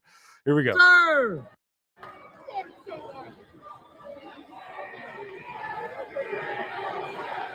Threaten the life of Tony Schiavone and all. CM Punk. Thank you, Jack. There's both of those. No one's going, fuck CM Punk. Hey, fuck CM Punk. Like, what's the rhythm to that? That's not even a chant, Dave. You fucked up. Yeah. You're white, Dave. No, I'm just kidding, man. But like, for real, what the fuck? CM Punk. CM Punk. CM Punk. Sounds like a bunch of neckbeards chanting CM Punk to me, bruv. So I don't know, man. Dave's making shit up. He's down bad. Let's keep going here. So here's Meltzer commenting on what what Dax and shout out Dave Harwood. No, what Dax and Cash FTR did. So I thought FTR did as good a job as they could have done on the promo, given the circumstances that were there. They could have told the same story without showing the footage. The footage just didn't do any favors. That's what I thought. Exactly. Dave being smart here. They could have just highlighted their match and how people said this would be the greatest tag match of all time. And the Bucks could have went, yeah, a lot of people thought we were going to go into business for ourselves and take one over old FTR, but they got over on us. But this time we can't promise the same. It's the elite. They could have told this story without then trying to make a fake, oh, FTR could have set him up to this. Okay, FTR were just in your guys' ring burying CM Punk the fucking day, like the week before. Like, you guys don't know what you're doing. It's Bush League Amateur Hour, which Tama Tonga says, which we'll get to in a bit. Tama Tonga says it himself. Newest fucking. It's like, we'll talk about Tama Tonga in a bit, but here, sorry, let me just check on Paul Nolan. He was out for dinner. And then I know he wants to get in on some of this. How about fucking Isla Dawn? Oh my God, for real. How about Isla Dawn, guys? My word. I don't thirst online. You guys know that. We tell you guys don't be on OnlyFans and doing all that. Don't be wasting your time and energy and money on that shit. But goddamn Isla Dawn. My word. Okay, sorry. Back to Meltzer.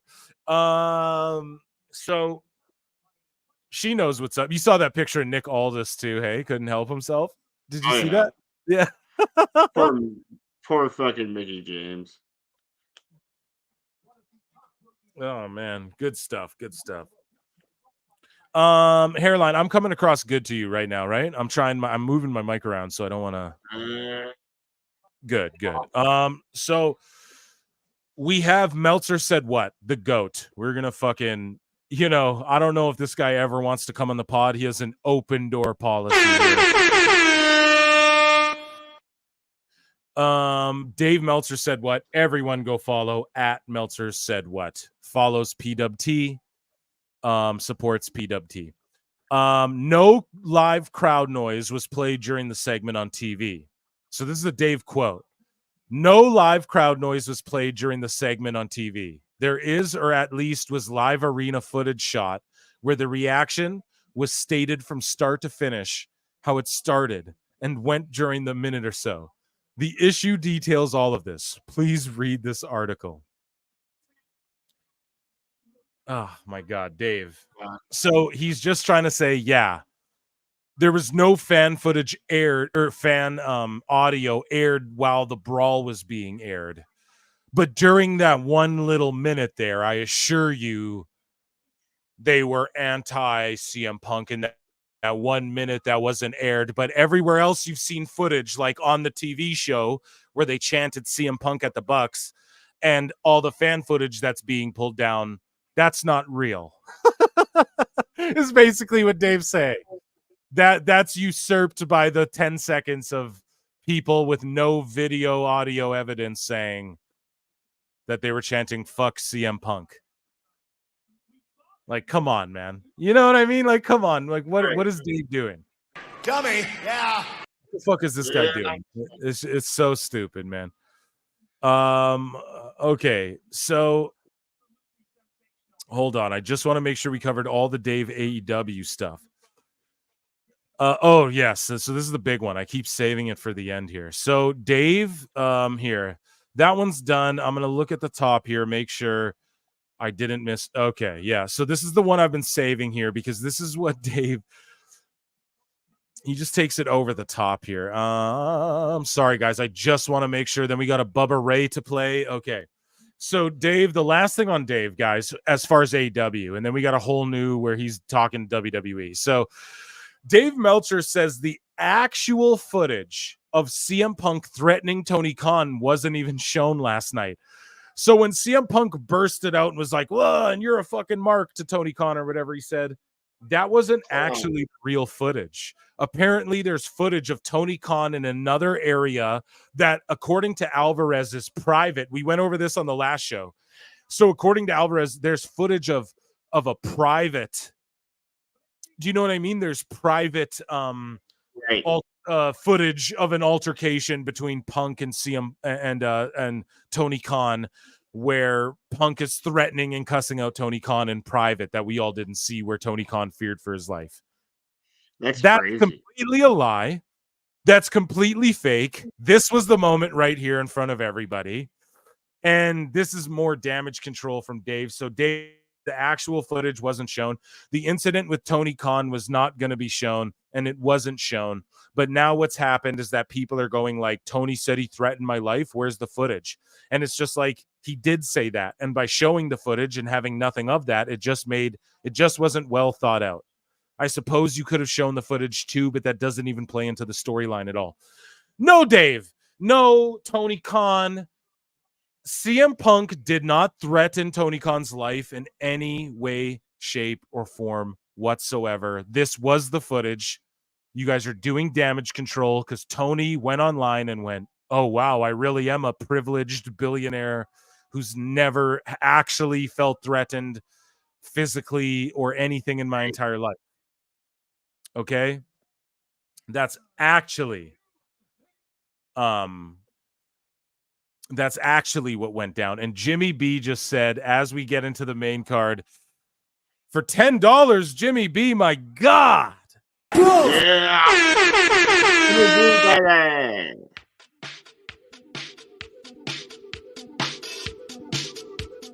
Jimmy B says they just played the old UFC intro by Stem, and that shit made me want to slam a monster and punch out my drywall in the best of ways. Yeah, dude, I heard it too. You could tell. I know you guys could tell I was a little distracted. We have Diego Lopez fighting Sodiq Yusuff, and they legitimately played that old music, and it's like that old Pride music. Shout out Napoleon Blown Apart.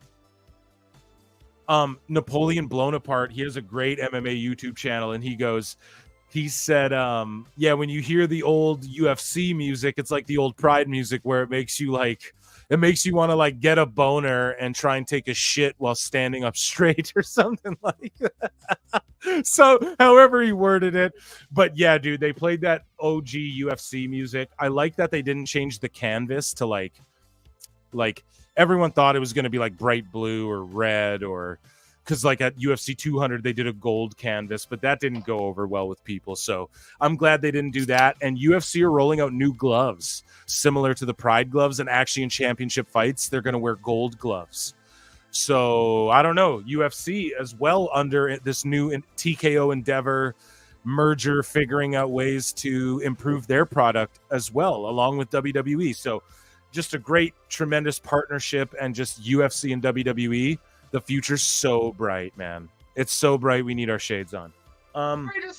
Hairline, your thoughts on Jimmy B's $10 super chat here? Oh yeah, I love when the UFC songs played and whatnot. It's really great. Drywall, like Hairline, are you an avid? So like, if me and you were hanging out and I threw UFC on, you'd watch it, you'd listen to me explain everything, obviously, but you're not like I gotta go out of my way to see this match or this scrap or match. I call them matches. Even in WWE, when I'm talking about wrestling, I say the Bucks are fighting FTR. Like, I treat this shit seriously. You know what I mean? Sorry. If we were watching UFC, you'd be into it, but you're not like gonna go out of your way to watch shoot fighting, right? Yeah, like if we were drinking and smoking and like just chilling, you know, playing tunes and chilling. Oh, Sodiq Yusuff just got dropped. Oh my God, Diego Lopez. He's gonna pound him out. No, Yusuff is surviving. I like Yusuff, man. 13-3. I bet on him all the time because he always finds a way to pull it out. But my word, he just got rocked and dropped. He's back up to his feet. Sorry, Hairline. I didn't mean to cut you off. God damn. Yeah, Jimmy B, thank you for the suit. He's dropped again. Jimmy B, what are your thoughts? Oh my God. It's over. Wow. Lopez is now ranked in the top Lopez is now ranked in the top 15. He's gotta be. And guys, for this UFC, do you know what Dana White said? $300,000 finish bonuses. He's giving people $300,000 for if you have the performance of the night. Woo! I'd get in there for $300K. Let's go. Anyways, sorry guys, we just had a UFC moment. People tune in. We don't like shoot fights. We like work, shoot works. So anyways, moving along with the Dave Meltzer stuff. WWE time, yeah. Yeah, exactly. Combat Sports Time coming soon. So here's Bully Ray. Shout out Busted Open Radio. People are mad at me for going in on David LaGreca. Yeah, LaGreca's such a mark, dude, and just like, okay, we call fucking WrestleMania and fucking Cultaholics fucking shows fucking, man, LaGreca's a fucking show. It just, he's dragging the fucking Bully down, man. So I'm gonna say, when I saw them do their WrestleMania weekend show where they had a bunch of people who listened to their show all wearing those pink things, I actually swallowed. I was like, I'm actually wrong, dude. That shit got over as fucking. Yeah, LaGreca's being a mark, but damn, dude, that they got that thing over. Like, whatever LaGreca did, they sold like 1 million fucking pink house coats. You know what I mean? So. But here's the thing, man. Yeah. Bully's had shit interactions with Jack Perry as well. He's talked about them. So shout out Busted Open. But sorry, though, people got mad at us for me going off on LaGreca. I don't hate on Busted Open. You won't hear me trashing this show. Yeah, it's just like Greca's a fucking mark, but just kidding. I'm Phil Marks. So come on, guys. But here we go. Here's what Bully Ray had to say. My hope for AEW tonight. And before I put my weary head down on my pillow, I will pray to God for AEW. And I will say, God, I hope they pop the rating tonight. I hope something positive came out of this footage or came out of tonight. Because nothing did. They got like 118. I think they averaged like 819, pardon me, is what I mean. So yeah, it's like 100,000 more. It was like a 30% boost or something. Tony Khan was touting, but a 30% boost from what? To see Punk and Jack Perry fucking fight backstage, and then like 100,000 people tuned out immediately after. Oh no! And what's their average? Like 700,000. So they're proud of 800,000. Like we all said it. About 800,000 people are gonna watch this shit. Fucking stupid. When tomorrow comes, if that rating is not good, if they're not back up to at least 800, it's going to be dog pile on the rabbit.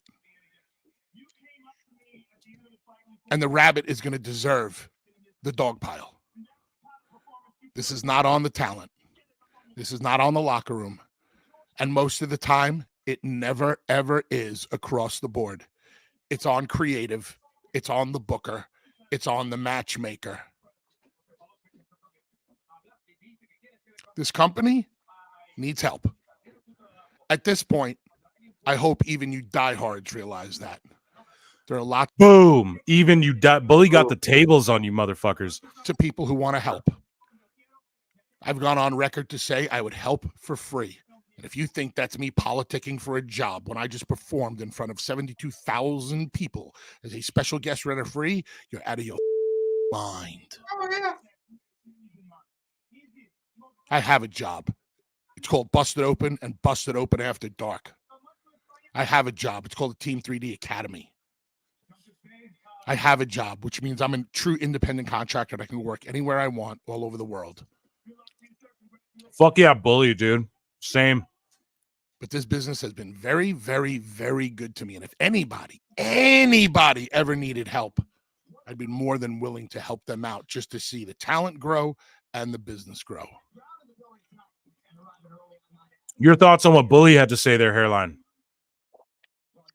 Yeah, I definitely don't think he's hope trying to get a jab or for anything. AEW. He's just like defending himself against the internet because that's what they're gonna say and whatnot.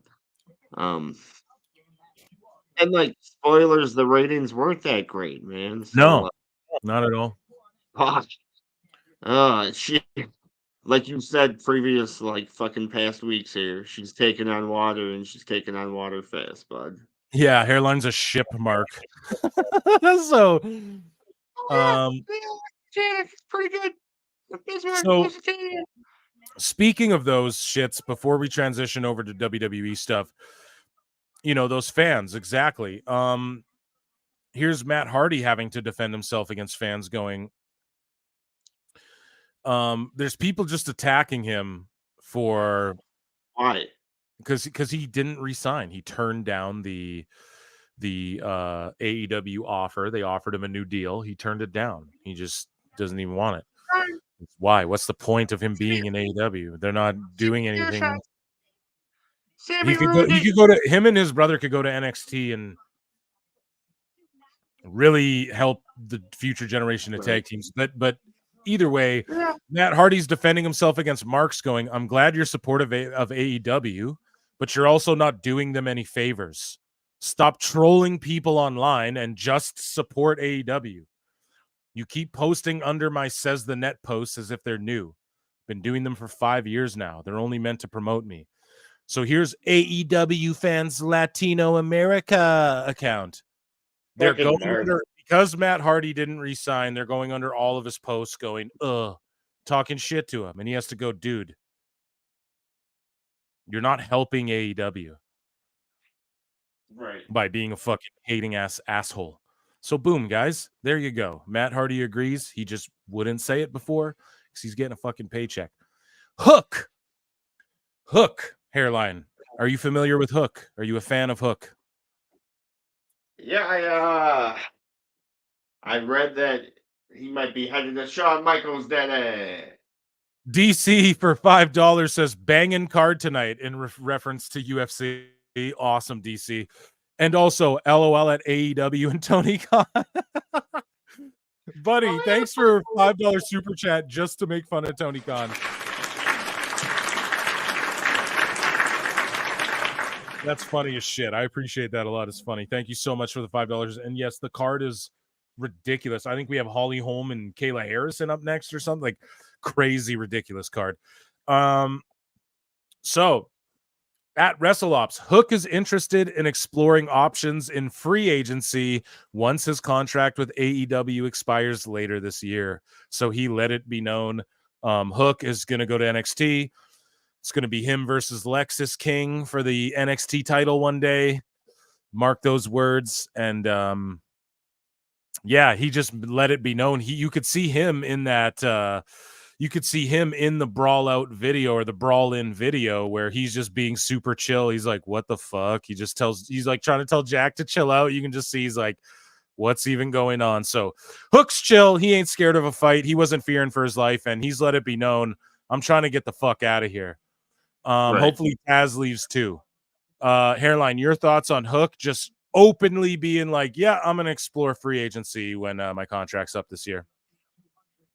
Good for him, man. Like he sees the writing on the wall, you know.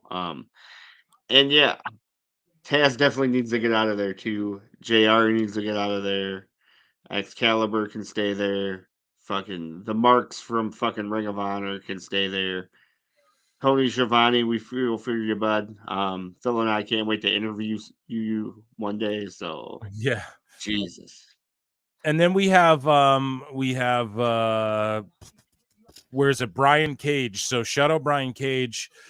He signed a new long-term contract with AEW. He's in his 40s, and he was going back and forth with WWE and AEW with my agent, and he chose AEW, and I would too. He has a newborn. He's in his 40s. Just take the fucking money and ride it out. Yeah, just ride out the wave, dude. Take care of your family. I fully support Brian Cage doing that, although I would have loved to see what WWE would have did with him. Your thoughts, Hairline, on that? I really don't think he can fucking hang in the WWE, man. Obviously, his body looks great and whatnot, but I don't think he has wrestling psychology down.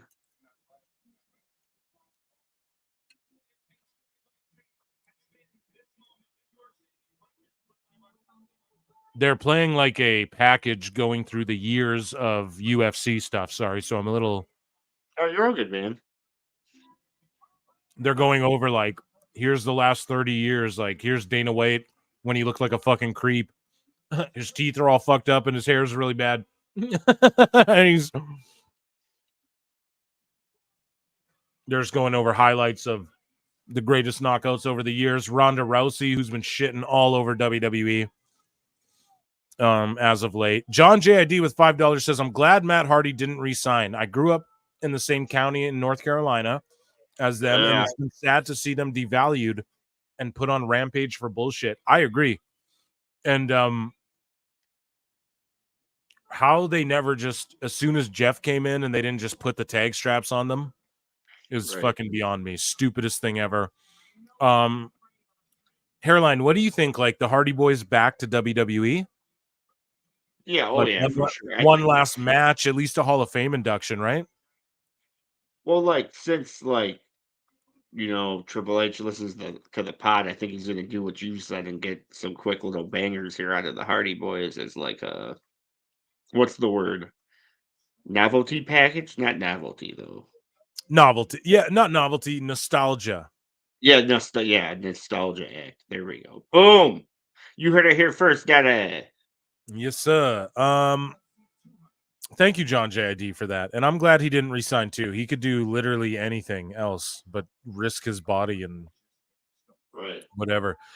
And then we have Dax, the last thing. This shit upset me. I quote tweeted it and I said, and Hairline, you're gonna be shocked, but you know that I love FTR, but I just said they fell off with me, and this shit is getting goofy now. Dax Harwood They don't like screenshotted you. himself, posted this on Instagram, and said, "Professional wrestling gave me everything. If you're rooting against us, you're rooting against how I provide for my family. If you're with us, you are my family." And it's like, Dax, shut the fuck up. No one is rude. No one wants to take food off your table. No one's rooting against your family. No one wants you to not have a job. We want AEW to be good, and it's not good. We want it to be ran by not goofballs, and it's being ran by fucking goofballs. There's nothing to do with you. Stop doing this. No one wants pro wrestling to go anywhere. Everywhere in pro wrestling is dealing with a boom period other than AEW, Ring of Honor, and New Japan. New Japan's starting to spike up a bit again, thank fuck. But they're under new leadership. Okay? Right. Why is it that everything associated with WWE is not feeling a boom, but all the indies, TNA, WWE, all Japan, everything's feeling a boom? Stardom, but you're not AEW. Why? Why is that? AAA's feeling a boom. Everywhere's feeling the wrestling boom. AEW's not, and Ring of Honor's not. So Dax, shut the fuck up, bud. You know, like I love you. You know, like just stop. You know, you're one of my favorite tag teams. No one wants you to not be able to feed your goddamn family. Also, you have way more money than all the people you're talking to. So I get it. You feed your family doing this, but you also probably own a house, whereas the majority of the people you're fucking ranting to probably don't even own a house. So shut the fuck up. Please. What do you mean? Only rich people support AEW. Yeah. Oh, I forgot. Only rich fucking elitists, globalists. All the globalists. The world. I'm not even gonna talk. I'm not even gonna do it. I like my stream too much. I don't want to get pulled down. So yeah, that was the last sort of thing on AEW here. We have a bunch of Dave and contract talk and WWE stuff with Dave. So we might as well hit another flute. Or actually, I guess, well, yeah, we'll get to that when we get to that. We got Kenny Omega. We got WWE stuff here. I'm just going to play this clip. This is just Dave Meltzer said what? Says, this is my Mark Furman tape of Dave justifying my account. It's kind of like one of these things where people say this, and it just gets repeated and repeated. And I don't know if there's anything actually to it. You know, this happens in wrestling all the time. You know, like people will make these statements and they kind of like everyone repeats them and it's sort of taken as fact, even though if you like examine it, it's like, oh, if you examine it, it actually makes no sense. But it's kind of like one of these things. Like what are you even saying, Dave? Jeepers creepers, man. What a goof. Okay, so we were talking about New Japan and so they just copyright struck it. Matt Riddle, he recently won the TV title. He lost it back to Zack Sabre Jr. And as soon as it happened, he no-sold. He got out of the ring and he just started like laughing and smiling and dancing and shaking hands with fans and stuff. Hairline, what do you make of that? Matt Riddle just obviously being upset. Like, why the fuck would you take this belt off me right now? But they're just trying to get Zack over on American soil more. So I understand why they do that. But because Zack was like the longest reigning champion, lost to Riddle in Japan, and then in America, Riddle drops it back to Zack. To me, I go, that's good booking. That's how you kind of push Zack to this American audience a little more, and get the like maybe they're invested in this guy. Or Hairline will probably refute that and say, nah, it's smarter to keep it on Matt Riddle, who's a TV star. You know what I mean? And let him fucking. So your thoughts on Matt Riddle no selling the finish, being upset, and just going into business for himself, walking out? Well, I guess my first observation here would be is who was more likely to make the New Japan dates to defend that belt? You know, Zack is Riddle Sabre. going to be Zack Sabre. right? Yeah. Exactly. Right. So that's where my brain goes as far as like wrestling. Wrestling. It doesn't make wrestling sense, but it makes sense. Anyways, I don't know, man. Like, obviously, fucking the dude's got a huge ego. You know what I'm saying? Look at how everything went down with like the fucking that fucking airport cop. You know, So clearly, I easily Right. believe this Matt guy Riddle, will win. guys, remember this. Matt Riddle has been left behind. Like NXT talent have just left him in hotels and just took off without him. And we're like, find your own way to the next town because they don't like him. And I'm not burying Matt Riddle. I like Matt Riddle. But Yeah, me too. but he also open hand slapped Gunther one time backstage and was like, "What are you going to do about it?" And Gunther just laughed at him and walked away. Apparently, I don't know. So he's obviously he thinks his shit don't stink because he's a shooter for real. He's really a tough guy, you know. For sure. Yeah, he was And he's legit in the higher than UFC. all. Like people look at his record and are like, "Oh, but he had losses." Yeah, look it up, look into it. He was smoking weed and he's failing, so they overturned his decisions and shit. Like he was real, dude. He has one of the most brutal knockouts in Ultimate Fighter, like the Ultimate Fighter Tough TUF TV show history. He has one of the most brutal KOs. Like he's not even he's a wrestler primarily. That's his strength is grappling. He's a jiu-jitsu submission wrestler. Speaking of submission wrestlers, we have Kayla Harrison about to fight Holly Holm at 135 pounds. I'm surprised Kayla Harrison even made the weight, and she is a judoka, a bronze medalist or silver medalist in judo for the Olympics. But we have WWE stuff to talk about, and we have Dave stuff to talk about, and then or while we're on the topic of AEW, actually, fuck it. Before we switch completely, let's listen to Kenny Omega. So I told you guys this a long time ago. This is about the CM Punk Jack Perry fight.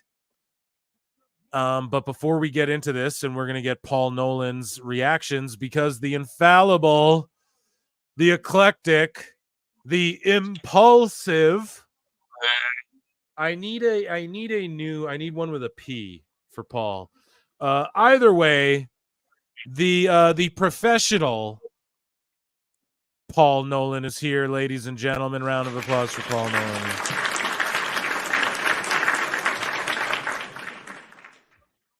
Good Paul, evening, how's it going, gents. baby? How you doing? Oh, all the better for hearing your dulcet tones, Philip. Oh, thanks, buddy, man. I'm super happy to hear your voice, man. How's Argentina? How's I'm sure you had some delicious meat overcooked over a wonderfully made fire. What's going on? Unfortunately, not at the moment. It's raining. It's cold. It's heading into the fall in this part of the world. So yeah, the weather's been a bit rubbish for the past few days, but it's going to improve later in the week. So the wise man of PWT in Argentina in the mud, as the dirt sheets would say, as the Marsh would say. Paul Nolan, before we're transitioning into Kenny Omega's thoughts on showing the footage and all that. You were with me when we did it. One of the most successful PWT of all time. Paul Nolan was there in the building. And so I just want your opinion, man. Like Ospreay's comments about Triple H or firing back. We didn't really cover it on the live show because you brought it to my attention because I was ranting and raving about the footage, and you're like, well, Ospreay just responded to. Your thoughts, man. Like your thoughts on Ospreay's shit with Triple H, and then I want your thoughts on Matt Hardy's leaving. Hook is just saying openly, I'm leaving. Or like, I'm going to test free agency. Matt Hardy did leave. Brian Cage is like, I'm going to stay here. Just give me your overall thoughts on AEW, the state of it, and Ospreay's kind of comments as well. Yeah, the thing that's making me laugh today about AEW, because there's multiple things to laugh at every day, is that it appears that Tony Khan has inadvertently broken UK data protection laws by airing the footage because he didn't get everybody's permission. Right. Apparently only allowed to broadcast footage in conjunction with a police inquiry in the UK. So basically, he might be in a little bit of trouble in the UK. So that's why they're pulling it down everywhere, even fan footage. That's why they were pulling it down. Oh, no, it didn't happen. It's only on our TV show for the rest of time, but no, we didn't. We didn't air it. Yeah, exactly. Which tells you everything. I mean, Will Ospreay, I've got to say it, the promo was as bad as the outfit he was wearing. And to be honest, like that whole jibe, that whole subject, it's like, yeah, if you're making that comment like 15 years ago, maybe, but like that stuff doesn't land. Mostly because Triple H is now heading one of the most, if not the most successful run in WWE history, and he's taken the company to heights that have never been seen before. So really, all he's done is, the gift that makes me think of what Will Ospreay's just done. It's that one where Sideshow Bob constantly steps on a rake. Yeah. Like basically that's all he's done. That's all he's done. But yeah, I mean, I'm seeing, what is it, less than 2,000 tickets sold for Collision tonight.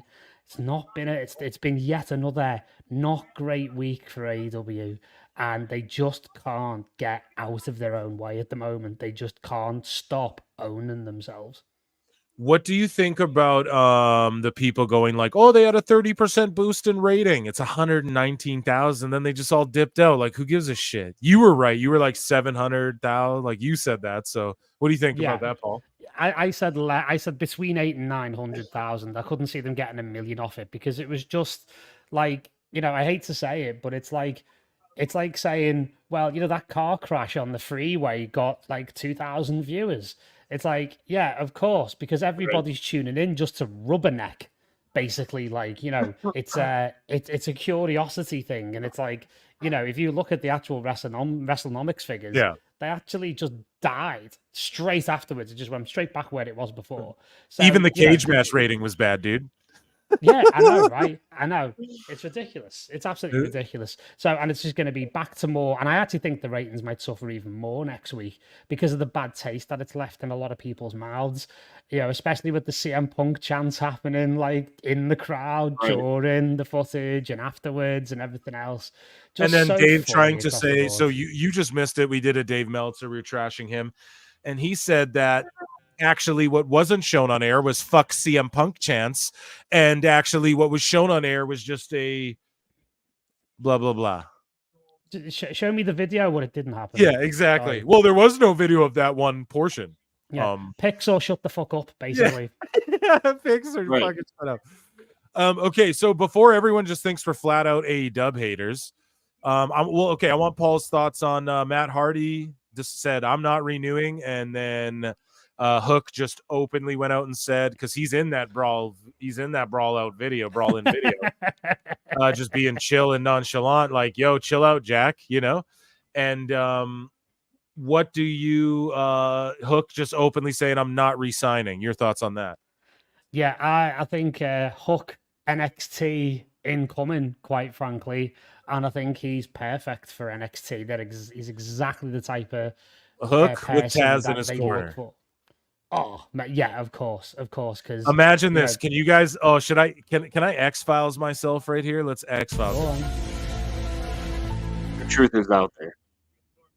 Vic Joseph called up to the main roster. Taz and Booker T on commentary with fucking, and then Hook and NXT 2025. My God, holy shit! Fucking airlines, like, oh my God. Oh. Or if Vic's there still with Taz and Book. It just still amazes me that like D-Generation X are running the most successful era in WWE history. Right, and for the it's absolutely hysterical. And for the people saying, oh, Triple H, well, he might get bullied out because of TKO. No, they're putting more and more trust in him. And Shawn Michaels, as a matter of fact, Shawn Michaels got promoted to where he's still doing his NXT job, but he's also like the VP or whatever on all the creative. So it's him and Triple H fully have the last call on creative. And then Nick Khan and Arya Men and these people are all there with their insight or input or their plans, and then they can accommodate that. We're in a fantastic, we talked about the click earlier already, but okay, so we're kind of fast forward to where we're at. Paul Nolan, did you hear anything about Kenny Omega's comments? What we're about to play them. I watched it earlier, and if you remember to the last time that we played some of Kenny's comments on the show, I said that I was really impressed and was like engaged with what he had to say. And he's taken it to an entirely new level here. My respect for him has increased exponentially off the back of this clip alone. I've been telling you guys. So I again, go back to the early days, episode 2, 3, I don't even know. PWT. And I'm talking about, man, Kenny said it. He's fought before. He's trained MMA. He's trained jiu-jitsu. He's played hockey where you can literally drop your gloves and fucking fist fight, dude. Okay? He played these things. He's from Canada, bro. People are tough here, okay? Like I'm sorry to inform you guys, it's cold and shit. We all have to be men for the most part. You know what I mean? He gets it. As Kenny wrestled a little kid, cool. He legit, I've always said it. He's a great, tremendous athlete, and he legit could fuck people up. He knows what he's doing. I try to get this over to people, but he went and did his journey, whatever. His journey might have rubbed people the wrong way. Yeah, he has spots where people are doing bang bang scissor gang point shooter fingers right up his booty and stuff, like there's or where he's doing it to other people or whatever. He all this stuff. He's wrestled little kids. He's tags with guys who wrestle blow up dolls. I get all that, but I'm telling you, he in the whole brawl in situation or brawl out, pardon me, with the Bucks and Punk. Kenny and Punk were cool. I've been saying it for like a year. Oh, yeah. Omega and fucking Punk are cool. They've been cool. Omega grabbed the dog. It's not even heat with fucking, like, Omega will work. I know he'll work. I know he said it on Renee Paquette's podcast. People fight. If you play a physical sport, if you play contact sports, if you play combat sports, you know that people fight. Listen to what the fuck Kenny Omega says, and we're going to play this 4-minute clip. Shout out whoever stream this is. I think it's Kenny's stream himself. So shout out Kenny at Kenny Omega Man X. I want him to come to WWE. I'm praying for it. And he even said it, guys. Everyone's like, no, he's an EVP. He couldn't. He is the elite. Well, listen to what he says here. Kenny says, I have no power. I don't want power. Just like Cody, he realized this is goofy, and I need to just go be the best pro wrestling storyteller I can be, because that's what the fuck I'm supposed to be. You know what I mean? I'll get the pencil when I'm older like my dad. Kenny's realizing it too, or he did know this whole time and has been. He's just much more chill and able to make this work and understanding. I don't know. But he's saying, I don't have power like that. I don't want it. I don't have power like that anymore, etc., etc. Why? I'm telling you guys are like, oh, he's an EVP. He'll never leave. We'll get him in WWE at some point in our fucking lifetimes, even as like a producer backstage. Sorry. I'm ranting and raving. Here is Kenny Omega, and they're playing Street Fighter, mind you. This shit is epic. And he's like, I would love to hang with Kenny Omega, dude. He reminds me of me a little bit. Like, he's talking about wrestling, and then Kayla Harrison just choked out Holly Holm, by the way. Beat her up on the ground like she said she was going to do, grappler, ground and pound submission. Anyways, Omega's like putting over the Street Fighter moves as he's like explaining what happened at Brawl Out or whatever. You know what I mean? He's like, oh, good choice. Like, just watch this clip. To me was just swaggy as fuck. I'm blowing it to death, guys. Here it is. I thought my duty as an EVP during Brawl Out would be to enter the situation while there was chaos, de-escalate.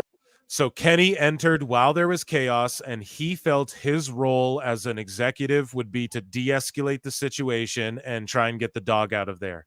That's a boss, guys. Where's Tony? That's a boss. That's the other EVPs are fist fighting the top draw. Dude, Kenny Omega is the only one acting like a professional here. It and create peaceful environment for everyone. I was a peaceful environment for everyone. There we go. Okay. Was able to create a peaceful environment for the most important person in that altercation, and that was Larry. Fuck yeah. The dog's either gonna the dog's either gonna panic and bite someone, which causes a whole other dogs can get put down for shit like that, and it wasn't even its fault. Not saying like, okay, like you guys get what I'm saying, right? Dogs panic. There's videos of it where an owner will get like knocked out and the dog will attack the owner and shit. Like, they panic. They don't know sometimes. So, and then Kenny, and then also it's helpless. Like, what if someone accidentally stepped on the dog or something? Kenny like being the only actual person in this. You know what I mean? I feel like here. But Yeah. shout out Punk like defending himself, in my opinion. But here we go. And I swear to God, honestly, that was my biggest. And yeah, it sounds funny, but like I look at animals and our pets as people, and as Bobby, of course, one of the most important people in my life. So Hippie. to get little Larry out of there was the most important thing to me, and that was the success. Unfortunately, try as I may, things were too chaotic for me to be able to do anything by my own power. That was a moment when I had seen that there were. Good call. I believe it was in that instance when I realized that the way that I wanted to go about things wasn't necessarily the way that other people wanted to. It was also the way that other people necessarily didn't want to. And then it was also maybe not the way that the boss wanted to take care of it. And I also thought of myself as a liability because I don't want to say old school. What does that mean? Not the way the boss. So like the boss wanted them to fight? I don't get it. What does that mean? Because I don't want to say old school. I'm not old school. I've just played a lot of contact sports, and I've gotten into jiu-jitsu and boxing and mixed martial arts. I just know that sometimes when you perform or when you fight, when everything's on the line, when you give your heart, when you give your soul towards something, and you're in that moment of high stress or high anxiety, where you've maybe emptied the tank and you're just physically exhausted. That was actually very impressive. A good punish. Yeah. When in an environment like that, sometimes emotions get the best of you and people will want to throw hands. And in the case, and I'm unfortunately or fortunately a believer of it, I think if it's decided that, hey, this is the best way to solve things and you can shake hands after and move on after, I'm a believer. I'm actually a believer of fighting. Kenny Omega agrees with CM Punk. All you fucking marks. Ladies and gentlemen. Oh, assaulting in the workplace. Kenny Omega agrees with us. Yeah, We absolutely. told you, guys. God Exactly, damn yeah. it. Phil, just going back on your previous comment about how it's not how the boss wanted it handled. I actually heard an interview with Tony Khan. I'd have to go back. It's a good couple of years old. And he actually admitted that he wanted a certain amount of tension backstage because he believed that's how the best product in front of the cameras was made. So he's actually my God, he's an such a fucking enabler. mark. He's such a mark reading mark, books. mate. Well, HBK and Bret Hart, they were fucking brilliant together because they hated each other backstage, and when they were on camera, they were great. That's what Tony thinks he's fucking. That shit grosses me out, dude. That's crazy. That's honestly crazy. Yeah, Jess, part of me says, and shout out John JID. Jess says the fight had to happen because Tony wouldn't do anything. It's not just Punk having disagreements and flipping out. It's weeks of stuff building without Tony stepping in. Exactly. It was allowed to fester. And then John JID, him commentating on the game and talking about this at the same time is killing me. Dude, it is the most legend swaggy shit of all time. I love Kenny. I always have, man. I am, and that sounds terrible to say, and which is why, like, don't make me an EVP in 2024. He's like, I'm old school. Don't make me an EVP in 2024. Like, so he's literally, and he explains how I don't have that power. Like, I'm not an EVP anymore. I just want to get healthy and wrestle. Fucking thank you, Kenny. No, but like for real, let's get real here, man. Let's get back to what like you do, Kenny. You weren't here. You weren't supposed to be trying to make video games and building the women's division. It's not your job. Your job is to just go and do what you did with Okada in America and tell stories, bro. You know? You can't do that stuff anymore. I just feel that sometimes that's how you have to settle things. Sometimes. And I don't mean you have to settle it and then it has to be shown on screen to everyone, or people have to brag online about who won, who lost. No, like it's not for that purpose. It's for the purpose of just getting that stuff out that you need to get out. And He's just so Canadian, getting that stuff out that you need to get out. That's what we do, bro. That's why you're allowed to fight in hockey. Because it's just like, bro, we can't, there's no way we're like wrestling on ice for an hour and then I can't punch you in the face. If it get, you know what I mean? It's just trust me, okay? I'm a Canuck. Like, fuck. I mean, and he's a crazy athlete. I don't give a fuck what anyone says. He's a spectacular athlete. Like, we can't deny that, right? He works really good. You might think his gesticulating and shit. Cornette says the gesticulating and shit. It's blah, blah, blah. I don't know. I just think he's trying to get over the selling over the top in the faster paced style. And okay, so if he went to WWE and Triple H and Shawn Michaels were like, hey, do a little less of this, a little more of this, you think he won't listen? I don't know. I think he'd be receptive to it, at least at this age. Maybe he wasn't 10 years ago, but he is now. I think. I don't know. That's my opinion. I'll admit there were a number of times, even now with me, where I thought that might have been the most appropriate answer. It never came to that. We're able to talk things out. So Kenny's been so frustrated backstage in AEW recently that he thought with other people, not this instance, where he might come to blows with someone. And it never happened. And he works. So what the fuck, guys? Come on. This is what it is in AEW. Tony is a bad businessman. He's a bad leader. And he's a bad fucking boss. He's bad at creative. It's all on him, dude. Can't blame the boys for this. I don't even blame Jack Perry. I'm starting to like not hate on Jack Perry as much, honestly, because he's trying to spin it into something. I give him credit. Like, he walked into Chicago with like armed guards and shit. Like, I don't know. I'm gonna give him credit where credit's due. He's a fucking goof for ruining AEW, you know, when they actually were sort of starting to build something with Punk there. But I don't know. Goof. I respectfully disagree. Okay, yeah. What, you're just still like, fuck Jack Perry, like. Yeah, basically, his entire gimmick is literally, I got choked out by CM Punk. I know, that's so, that you're right. Yeah, you're right. Better friends, and there was a level of respect at that point on between myself and these other parties. And maybe I'll share these stories later. It's but I always, it's crazy. As much as I believe in cooler heads prevailing, sitting down and talking, sometimes it was just like, hey, I can't even think straight until I start throwing some hay, you know, or maybe that I need to be smacked around a little bit, whatever the case might be. I think if it's a contained scenario and if see, listen to what he just said. Maybe I need to throw some blows to get it out of my system. Maybe I need to be smacked around a little bit. And that's what none of these fucking people in the IWC. Because, okay, Paul Nolan knows, right? We both train jiu-jitsu. You train jiu-jitsu, you get choked the fuck out by people. It humbles you a little bit. And you understand, like, you know what I mean? And so, or like I kickbox. I did a lot of kickboxing when I was young, like, especially in my youth. And you get fucking, people beat the shit out of you. And it like kind of gives you a little bit of perspective. You know, sometimes you need that. People need a smack. Like, I'm not saying beat your kids and or that sort of thing, but like, you're dealing with like Jack Perry. You think he ever got his ass spanked?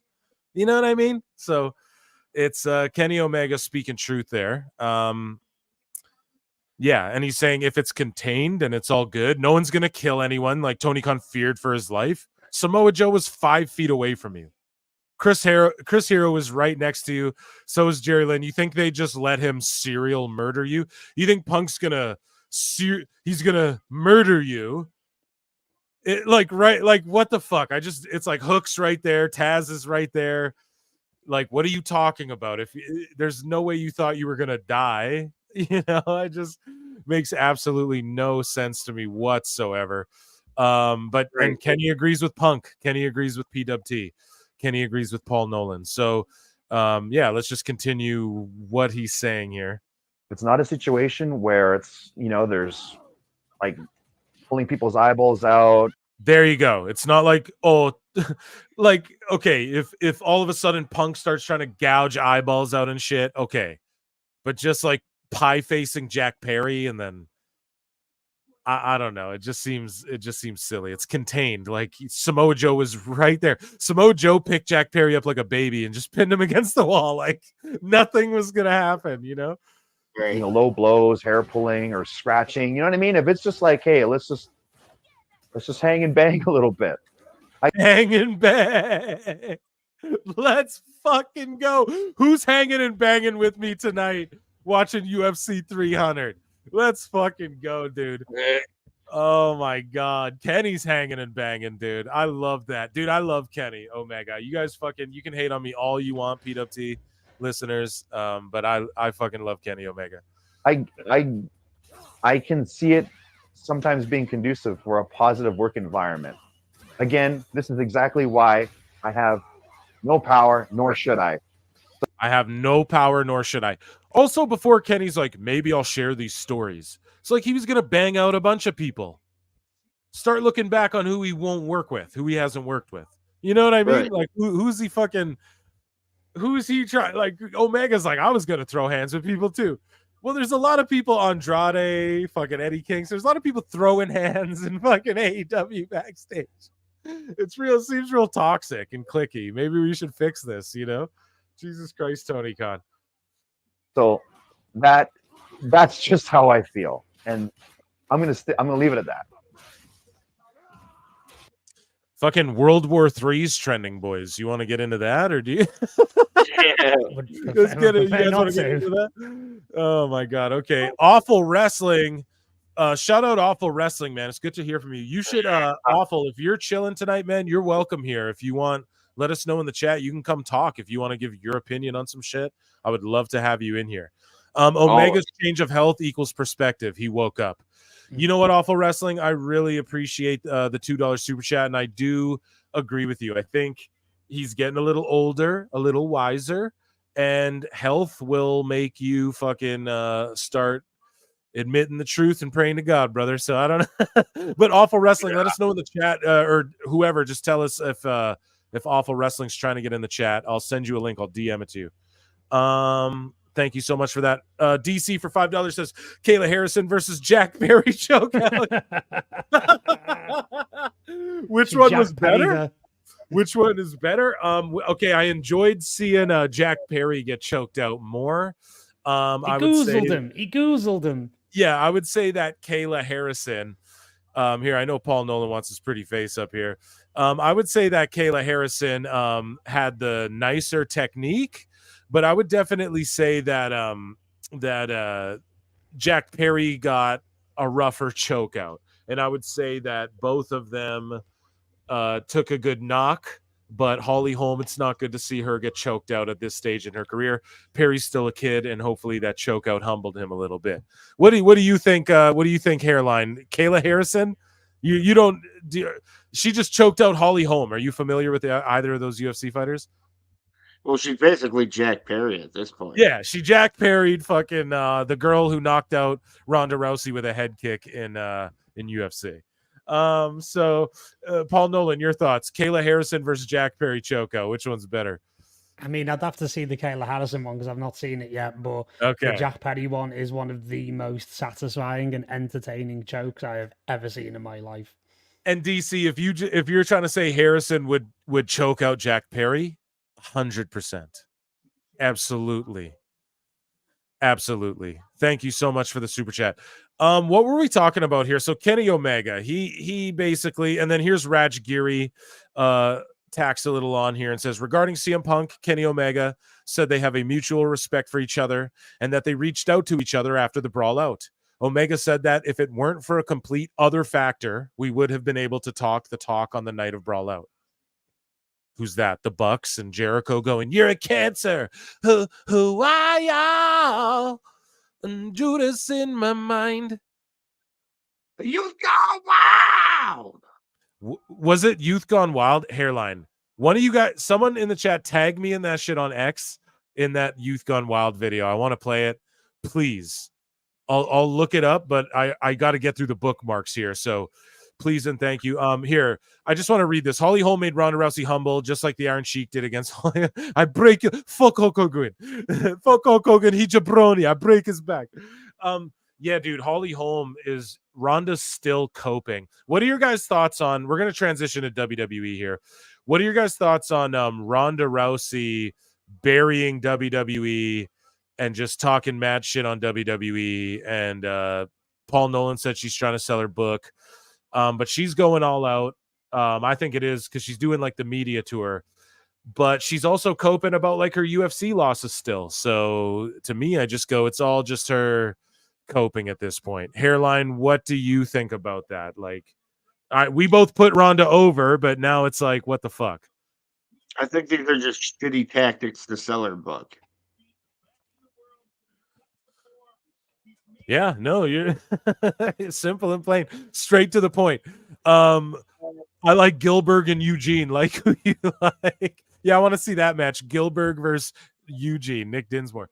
Paul Nolan, what do you think about Ronda lately? I know you were really upset with her like a few pods ago or whatever, but what do you think? What do you think?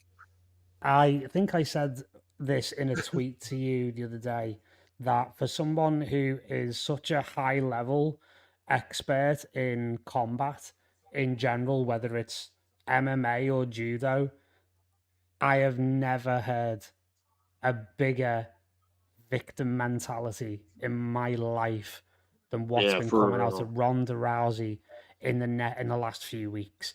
It's absolutely like brain melting to me, the stuff that she's coming out with, that this sense of entitlement and bitterness and just being a sore loser. Like you said, you know, like Holly Holm delivered one of the greatest head kicks of all time. Yeah. And then you took a massive break and then got absolutely mullered by the greatest female combat sports athlete of all time, Amanda Nunes, right?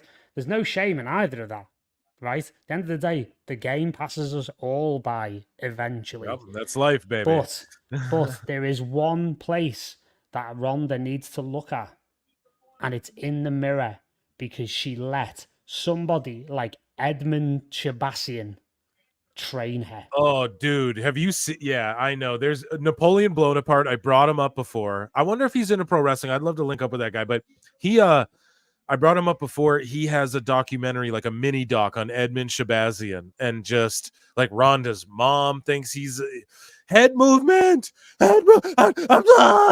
You know, he was one of the worst cornermen until that Joshua Fabia guy came along with Diego Sanchez. But yeah, dude, that scam artist psychopath. But yeah, so I agree with you. You just worded it right there perfectly. She needs to look in the mirror and come to terms. I think you're right though. It's just because she was gassed up and people called her the female Mike Tyson, and I argue she was actually. It's almost the same thing. Hopefully in her later years she can redeem herself like Mike Tyson has as well. But not to say she's done anything so horrendous, but I just think it's really fucked that she's kind of buried the UFC, even though they've made her a big part of their packages tonight and everything. She's a big part of MMA history. She truly is. She kicked down doors. And I'll always support Ronda Rousey, you know what, but she felt a type of way about WWE, and I think she just looked at them all as scumbags. There's, I don't know, Brendan Schaub has accused Ronda Rousey of like sleeping with Dana White and stuff like that. I'm not going to sit here and go, that's what she did. I never. Oh, absolutely. He calls her. He in his like stand-up comedy specials, he calls Dana White Eskimo brothers or whatever, presumably me, because he dated Ronda Rousey. So he's alluding. That dude's a fucking goofball. Go to the Fighter and the Kids subreddit. It is the funniest shit of all time. Shout out to Homeless Cats if you're in the chat. I followed that drama between him and Ariel Helwani quite a lot. Oh yeah, And Ariel absolutely bodied him. Like, remember when Ariel went through a whole litany and just absolutely mugged off a whole host of fighters, including Liverpool's own Paddy Pimblett. I loved heel Warney back in the day a couple of years ago, because his whole attitude was, well, what are you going to do? You're going to hit me? No, I'll just absolutely 10-7 you with words. Yeah. And he absolutely, I remember on his podcast he was talking about, because the subreddit for Fighter and the Kid was called PF Changs. Well, it is. That's what the Homeless Cats. And Helwani was like, they all turned on him, and like he basically said, what was it? Ariel Helwani was the new CEO of PF Changs. Yeah, so funny. Shout out Ariel Helwani, man. It's topical. I love that because the Fighter and the Kid subreddit, that's like my MMA kind of Like, I laugh about it because like my MMA fandom, but it never really crossed over and became topical. But now that Ariel's mixed in with the WWE, ultimately the Brendan Schaub stuff crosses over, and I'm so happy for the Pro Wrestle Times listeners. Go check out the Fighter and the Kids subreddit, and you'll be like, I don't understand what anyone's even talking about. Derek Hance for $5 says, Rhonda must have never heard the saying, those who live in glass houses cast the first stone. There's rumors about her too. Hashtag new car. Bruv. Hey, listen. I'm not burying. I said it. Derek Hans, thank you so much. I'm not gonna shit on Rhonda. I'm never gonna do that. Like, or like unless she really fucks up. But it seems like she's trying to sell a book. I'm gonna be honest, speak my mind. She could come tell me to my face I'm wrong, and I don't mean it disrespectfully. It sounds like kind of selling a book / also bitterness and the inability to accept. Yeah, like you were gassed up by a lot of fucking people, and it's okay. Like when it's called, what is it, like cognitive dissonance? Like her reality came crashing down multiple times. Absolutely. And when she went to the WWE, she thought she was going to be like the 15-time, like the longest reigning, never lose and all that. And that's how I feel, is because otherwise, why would you be bitter? And then maybe some of the backstage culture. Like I will never blame anyone for criticizing how Vince, the shit stain that Vince left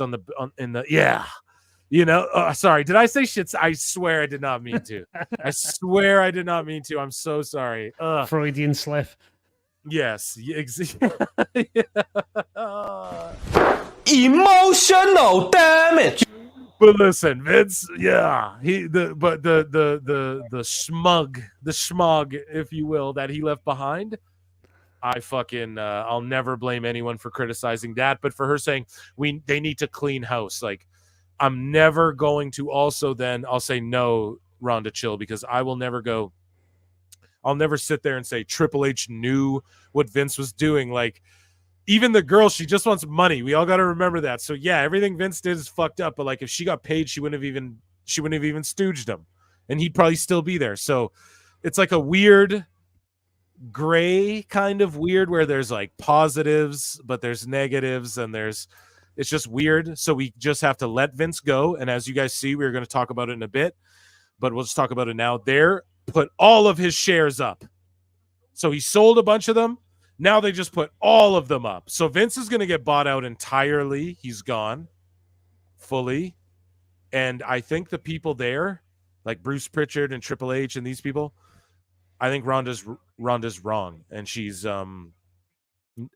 being a little spicy for her book. You know what I mean? Because I just think the people that are there, they investigated everyone and they determined like this is the best going forward. And like Triple H ain't doing weird sicko shit.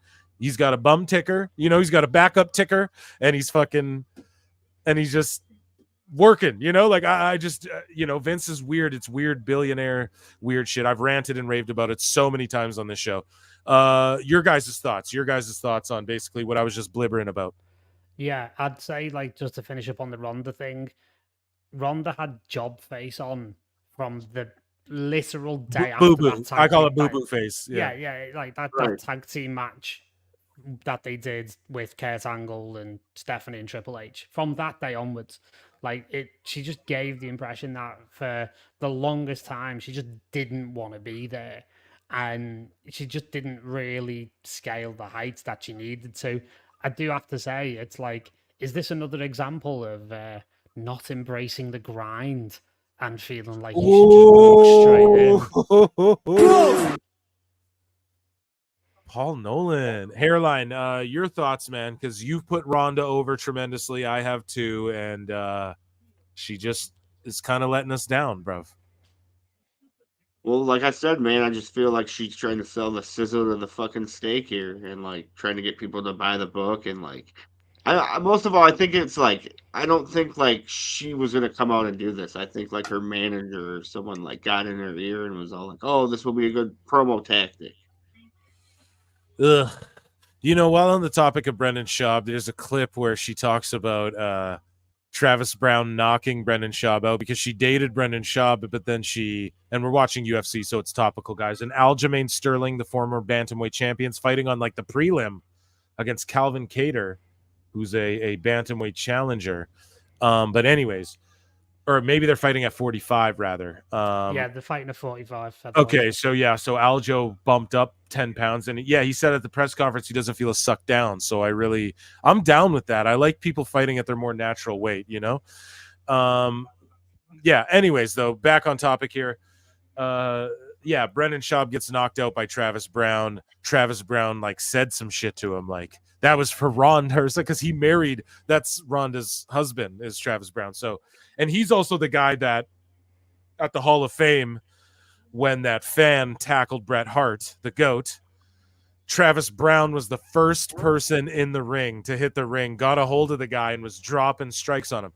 So I'm never gonna shit on fucking Travis Brown and Ronda Rousey, but I will say she does seem a little sour grapes, and that's all going to that. Derek Hance, man, thank you so much. You're the shit, dude.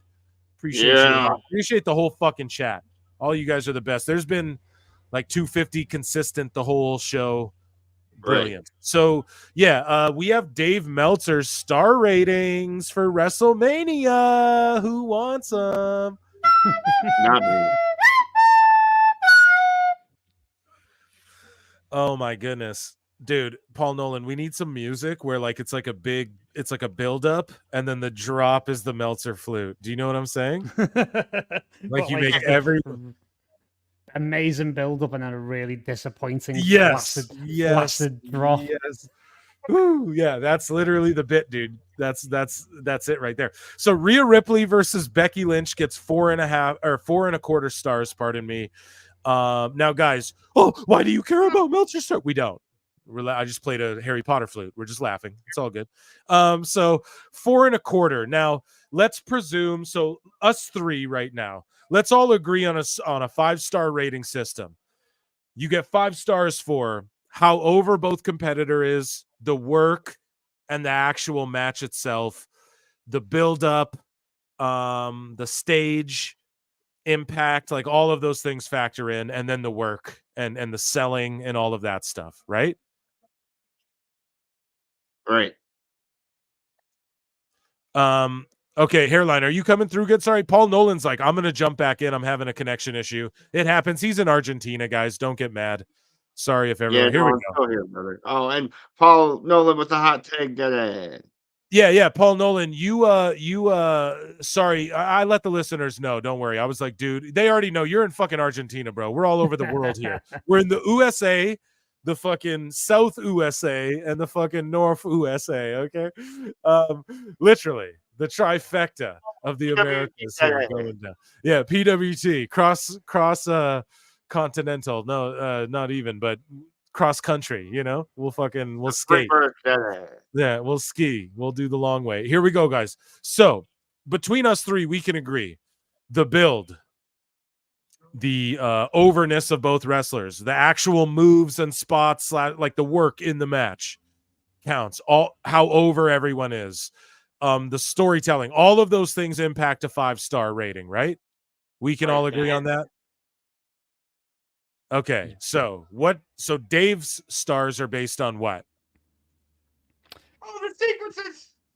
Because he's oh no, sometimes it doesn't mean this and that. We're telling you guys, no, the build matters, the moves, the work, the stage, the story, was there build? All of those things factor into the overness of both people. That all factors into 5 stars. So I don't know what Dave's going off of. We're gonna read his and then we're gonna give ours, I guess.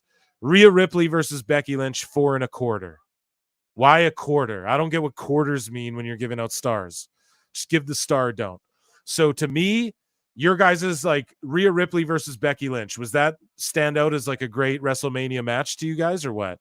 We reviewed the pay-per-view kind of, but yeah, it wasn't quite on the same level as Rhea versus Charlotte, which I think is a classic. So if you were going to go, like you were saying, dispense with the fractions, I would give it 4 stars. If you're doing the fraction, I'd probably give it 4.5 because for me, the Charlotte Rhea match was a 5-star match last year. And then Hairline, you're so are you nah? I agree with Paul Nolan fully. Charlotte, Rhea was a way better match than Becky Rhea. I'd give this one 3 stars, me personally. 3.5 stars for me. There you go. So 6-pack tag team ladder match. It lost me a bit. I would give it like 3.5, 4 personally. Dave gave it a 4.25. It lost me a bit, like at a couple points. But like when they grab the belts, then dude goes through the ladder, and then there's like what the build to the finish was good. All of that was good, but it like went a smidge too long. I almost felt like, but I don't know. Like he gave it 4.25, so he enjoyed the spot fest, right? Yeah. For me, I think that's about right. To be honest, I enjoyed it quite a bit, and I do agree with you that it did lose its way a little bit in the middle. But the fact that it lost its way so little in the context of the entire match, when there's literally like 12 people on a ladder match, is still quite impressive to me, and I enjoyed it overall. Hairline. Again, 3.5 stars would probably be. Yeah, that's where I was about at with it. But yeah, it's just because a smidge too long. But Paul Nolan's right. Like, and they were able to build back up to those spots too. Like, that's what I love in a match too, is when they kind of lose you, but then they can get it back. That just shows the level of the worker, but it like kind of ruins the overall match. But whatever. Anyways, Rey Mysterio, Andrade, Santos, and Dominic 375. I don't even remember it that much, so I'll give it a 2. Let's say I just don't. Oh yeah, the dive. Okay, yeah, I remember it. I mean, this was a whatever match. A 3 stars, I'll give it. And then you guys kind of agree with that 3.75 or no? 2.5 for me. It was like just a bit of a just there. Filler. It was there. Oh, was the work great? Yeah, the work was phenomenal. But like, what the selling was great. Can you knock Rey Mysterio's selling or work? No, never. But it's just that's not everything that goes into these stars. And then he gave Javers Jimmy a 0.75, the worst rated match of all time, I think. So your guys' thoughts on that? That's basically what I've been building to here. What a show. It wasn't that bad, right? Nolan, yeah, Paul no, Nolan, at least like or Hairline, yeah, Hairline. You go ahead. Was it a 0.75 in your opinion? 2.5 stars, 3. I'd give it like a 2. It wasn't the best match. So if you remove the super kicks, it was great. Right, but then you can't take away from the story. You can't take away from how over both guys were. But then the work in the match and the match itself, it was kind of goofy. The platform's there, I guess, but it can't bump it up to 3 because there's other better matches. So it's like, sorry, go ahead. Yeah. And like the video package alone, where they were both standing there, fucking reciting their lines in sync and whatnot, is just 2 stars alone. Yeah, Paul. So you agree about 2? I mean, 2 at the absolute best. Because at the best, yeah. And our stars don't mean shit. Excited by that match. I was really looking forward to it for a long time because you knew it was coming, and it just didn't deliver. And it just shows that identical twins can have absolutely zero in-ring chemistry because they're basically just versions of each other. And it's actually, I think you could use that as a scientific proofing experiment for styles make matches. Yeah. And then we had Jade Cargill, Naomi, and Bianca. They fought Damage Control. He gave it 2 stars. Would you give it 2? I don't know. I think they got 3, I would say, because they got Jade over. Like, the mission was accomplished. Stage, the build was there, even though Jade kind of came in at the last second. But that's kind of the story. It's like a bunch of people of who's going to be willing to actually help Bayley. So, of course, Jade's new and Trinity just came back. So it made perfect sense to me. I don't know. It wasn't offensive. Let's just put it that way. But I'd give it like a 3. It got people over, and it was impactful, a meaningful match that, yeah. So, I'd give it a 3. Hairline, what say you? 2.5. 2.5. Perfect. Jess for $7.99 says, thank you so much, Jess. We'll give you a fucking big air horn.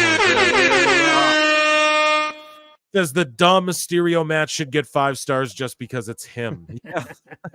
Thanks for the super chat. Just forever. Absolutely right.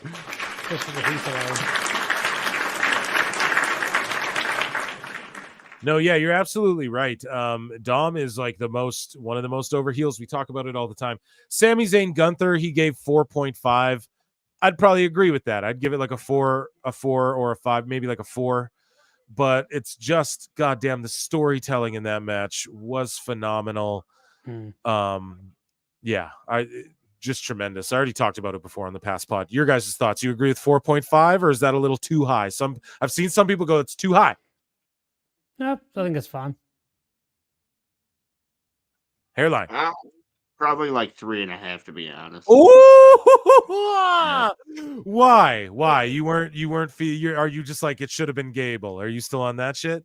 Well, no, it definitely should have been Gable, but like it just like I don't know, man. There wasn't like the greatest build to this. It was like what, like less than a month, and like just God, dude. It's not that Sammy doesn't deserve it, but like, do you really agree that it was time to end Gunther's run? I do. I think it was time, but yeah, you're right. Like, I would have preferred it be someone from New Japan. I put it over. I was like, Okada should have came in and been the guy to beat fucking Gunther, just shock beat him because he's not on the roster. John JID with a $5 super chat says, I grew up watching the Usos in the early 2010s. So you grew up watching them then? John JID, you don't have to tell anybody, but how old are you then? You know what I mean? Because I grew up like Attitude Era. I said on the last show, I'm 32. So it's like, holy shit, you grew up watching the Usos. That's crazy. You know what I mean? Right. Yeah. But that's awesome. Thank you so much. I really like the video package. I'll always like the match purely off nostalgia, but it wasn't good. Yeah, it's just that they're so over, John. Like that's what we just said. Like, they're so over. The characters there, they're the bloodline, their lineage in the WWE. And I agree too. The package, them with Tamina and all that. Yeah. So I agree with you. What do you guys think about what John JID has to say here about the Usos? Yeah, totally agree. They were obviously fantastic. I mean, I started watching WWE again around 2012, 2013, when Punk got me back into it, and the Usos were already on their way up around that point. I think very, very early in the run. And yeah, totally agree. It's, they've got amazing track record, amazing legacy, but that match ain't it for me, I'm afraid. Aljo is working a submission with 9 seconds left on Cater. It seems like he's going to win after grappling him the fuck out. Dude, Hairline, what do you going to think get about a pile driver in there? Yeah, dude. What do you think about John JID here? What he has to say? Well, I think back in the day, at least the Usos weren't slapping their knees every 10 fucking seconds, but their mic skills were definitely not where they are today. So tomato, huh? Aljamain Sterling, yeah, he was going for like a pile driver. It's UFC 300. He hit like a bit of a doctor bomb, if you will. Hey, Paul Nolan, he like gut wrenched him up a little bit and just tried to fucking drop him on his head. That's why I've been a bit distracted for the last couple of minutes, because I was watching Aljamain put on a bit of a groundwork clinic, and I was wondering where his exit was going to be. Calvin Carter is not very good on the floor. No, definitely. And that's been exposed. Like, everybody thought he was this lethal machine, and I actually agreed with it. But yeah, once your grappling is better than his, he's got that big hole, Yeah. So, Yeah. But he's good at keeping it on the feet to strike, but he's sure. against Aljo. He made a very basic fundamental mistake. He was in half guard and he never framed. He went for an underhook. And he basically, you don't do that in that position, basically, because Aljamain just got him in a whizzer and just completely controlled him. Yeah, great win for Aljo. And this card so far has been really, really fucking good. So he gave The Rock and Roman Reigns versus Cody Rhodes and Seth Rollins 4 stars, the tag match. He gave Gunther versus Zayn Moore. What do you guys think? The Rock, Roman Reigns, Cody Rhodes, Seth Rollins. Do you think that's a 4-star match? I kind of agree. I would have given it half a star more. And the only reason why I say I kind of agree is that I thought the beginning of that match was not good. Like, it was slow to get going. It kind of lost its way. But once that match got going, my God, what a match that was. Hairline, what about you? Is that a 4-star match? I'd probably say 3.75. Damn, Hairline shooting from the hip. That's why we love him. He's a real one. Honestly, it was still one of the best, WrestleMania in decades, man. So. Yeah. Drew McIntyre versus Rollins. He gave a 3.5. I don't know, man. I think Why? Because they don't do moves, Dave. Like that's what I'm saying.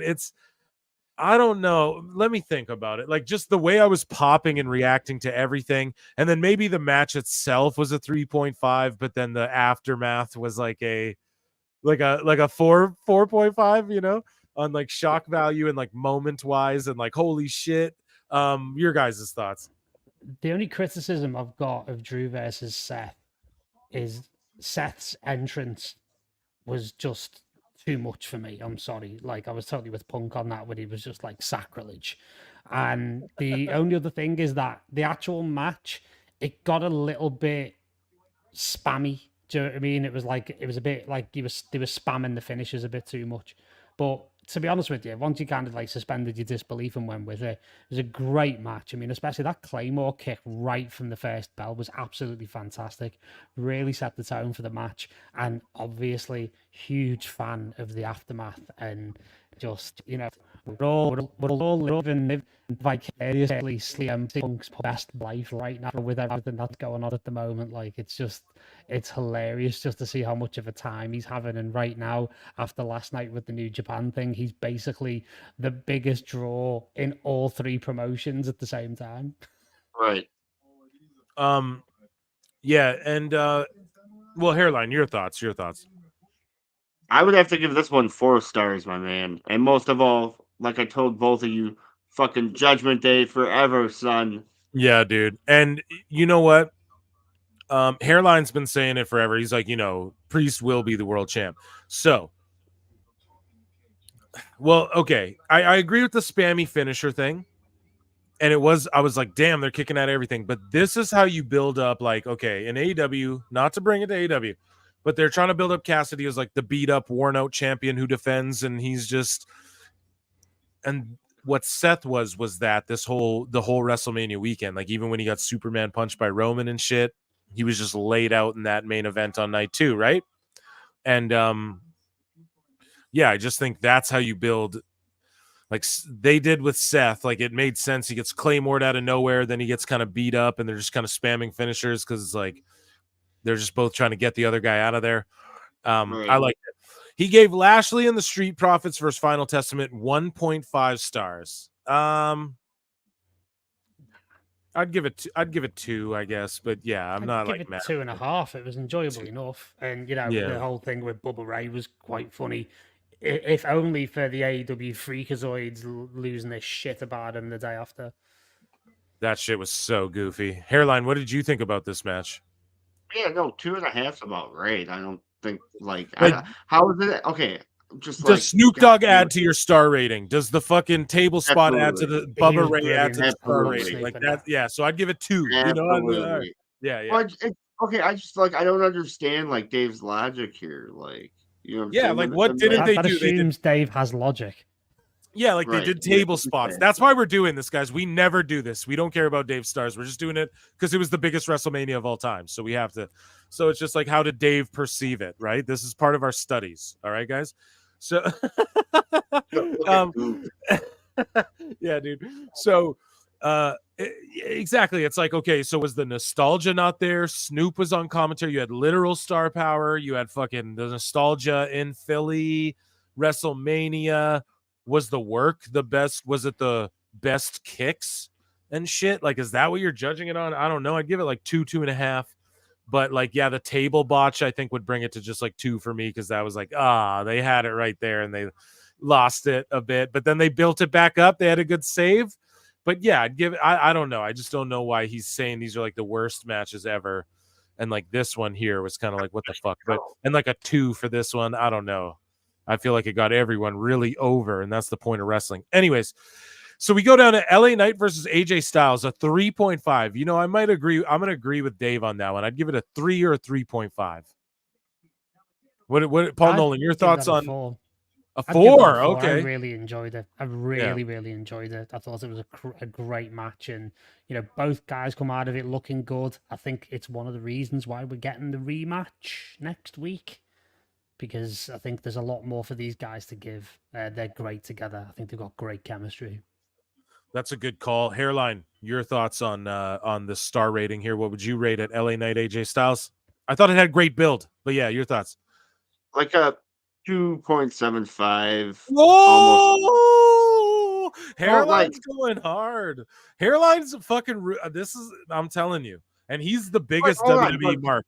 Go ahead. Hold on, you guys. Is it like hard though? Because like, listen, man, if Steamboat and Ric Flair are a 4-star, you know what I'm saying? According to Like, Dave, what would you give Right. Steamboat Ric Flair?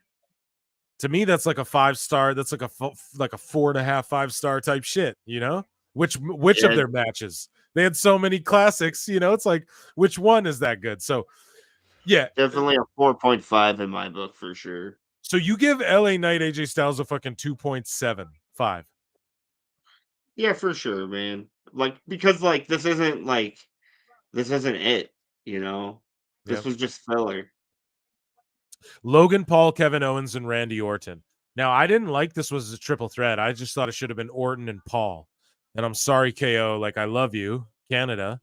And I'm glad he was in this match because it was way better than I thought it would be.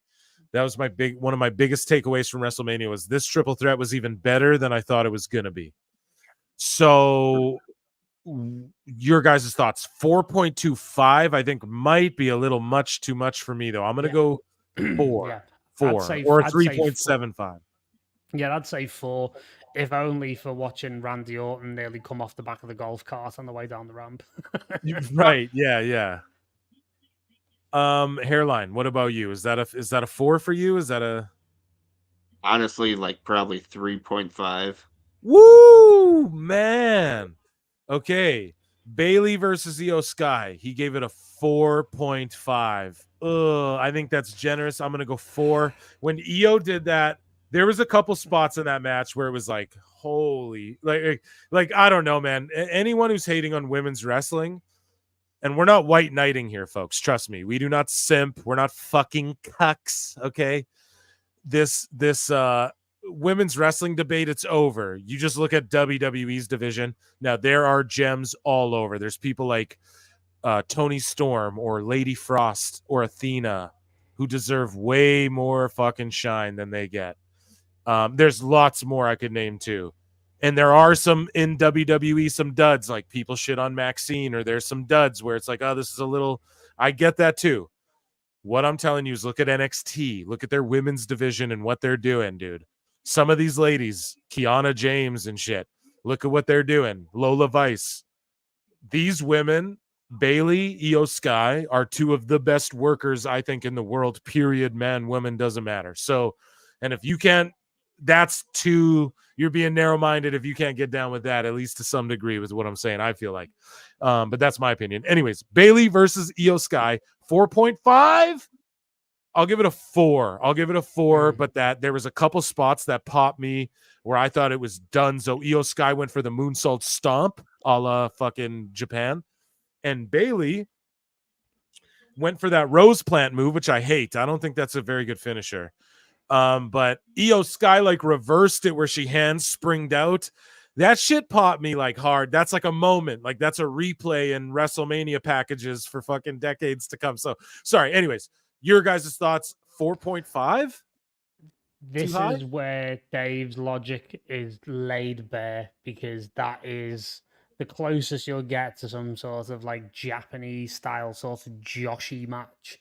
And perfectly being honest, I think if this had gone on in the Tokyo Dome, Dave gives this 5.5 stars. Yeah. I think it was really good. I mean, the thing that stuck in my head throughout the whole match is, my God, Bailey absolutely sold her knee to perfection throughout the entire match and really just put on a clinic. And I'd give it 4 stars for that. They're amazing together. They really are. But like I said, that's the Meltzer bias coming out there. In the Tokyo Dome. Hairline, your thoughts? Honestly, man, a 3.5. You're way too ruthless, bro. I don't think that's too ruthless though. Like once again, like if Ricky the Steamboat Dragon versus Ric Flair's a 4, like a 3 isn't, you know what I'm saying? Like being right I'm a under little that. more generous. Ricky the Steamboat Dragon. Dragon the Steamboat Ricky.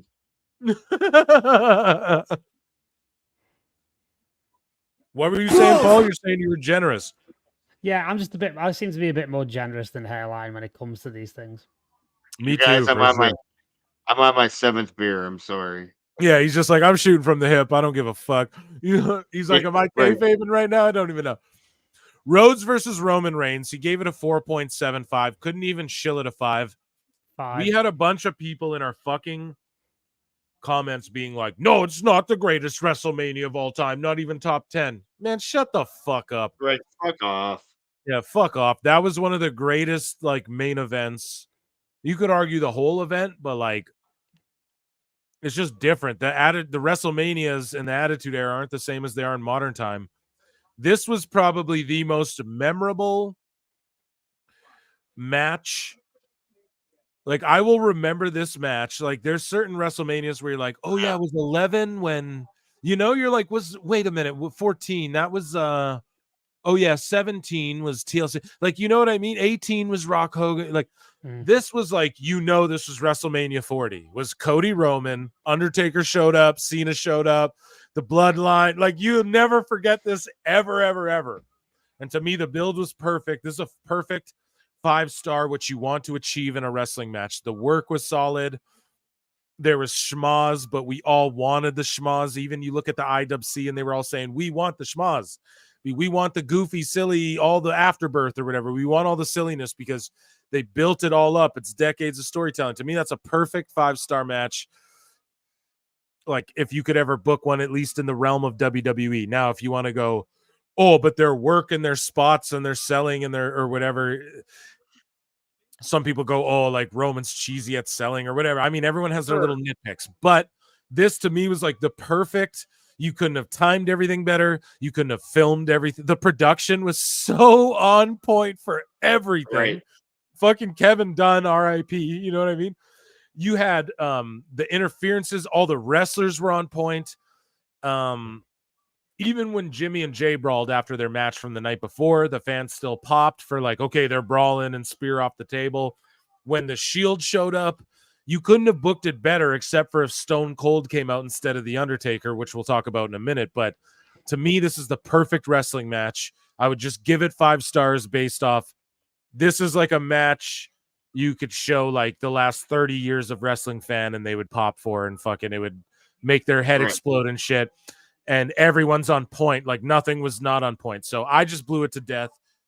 I've done it a few times. Your guys' thoughts, was this a 4.75? Is that too generous or is that not enough? No, it's a 5 for me. And this is the other part where Dave's bias comes into it because he is absolutely physically incapable of giving WWE 5 stars these days, or for a long time. That's what I thought too, yeah. The most famous part of it was Kurt Angle never got a 5-star match in his whole career when Moxley's got something like 27. Give me a fucking break. But yeah, this was fantastic. It was overbooked, but it was overbooked to absolute perfection. And even if it wasn't overbooked to absolute perfection, the in-ring was sensational. And honestly, I think what's going to happen now is, and I'm already seeing it and I'm already feeling it, that Roman is going to have an entirely new appreciation from people based on being able to see his 4-year reign in totality, and even just the first week of this changeover, and even last night on SmackDown. I am so beyond ready for a monster Roman Reigns babyface run. And it is going to absolutely blow the roof off places. It's going to be insane. And honestly, like that whole thing about what inning are we in? I think we're only in about the 5th inning overall. Yeah, no, I was gonna say that we're not even in like the 6th inning yet. We're at like the bottom of the 5th, top of the 6th. Like we're coming in. I was gonna say that too because it's. We're gonna talk about that in a minute here. All the Bloodline stuff. So Hairline, your thoughts on the main event? We know your thoughts on it. Me and you talked about it on the pod before, but like, do you agree with Dave, or is that the perfect 5-star match? You got to give it 5 stars. It's really a 5-star match. And thank like you, said, Hairline. See, Hairline's the realist in the room. He'll tell you. Okay.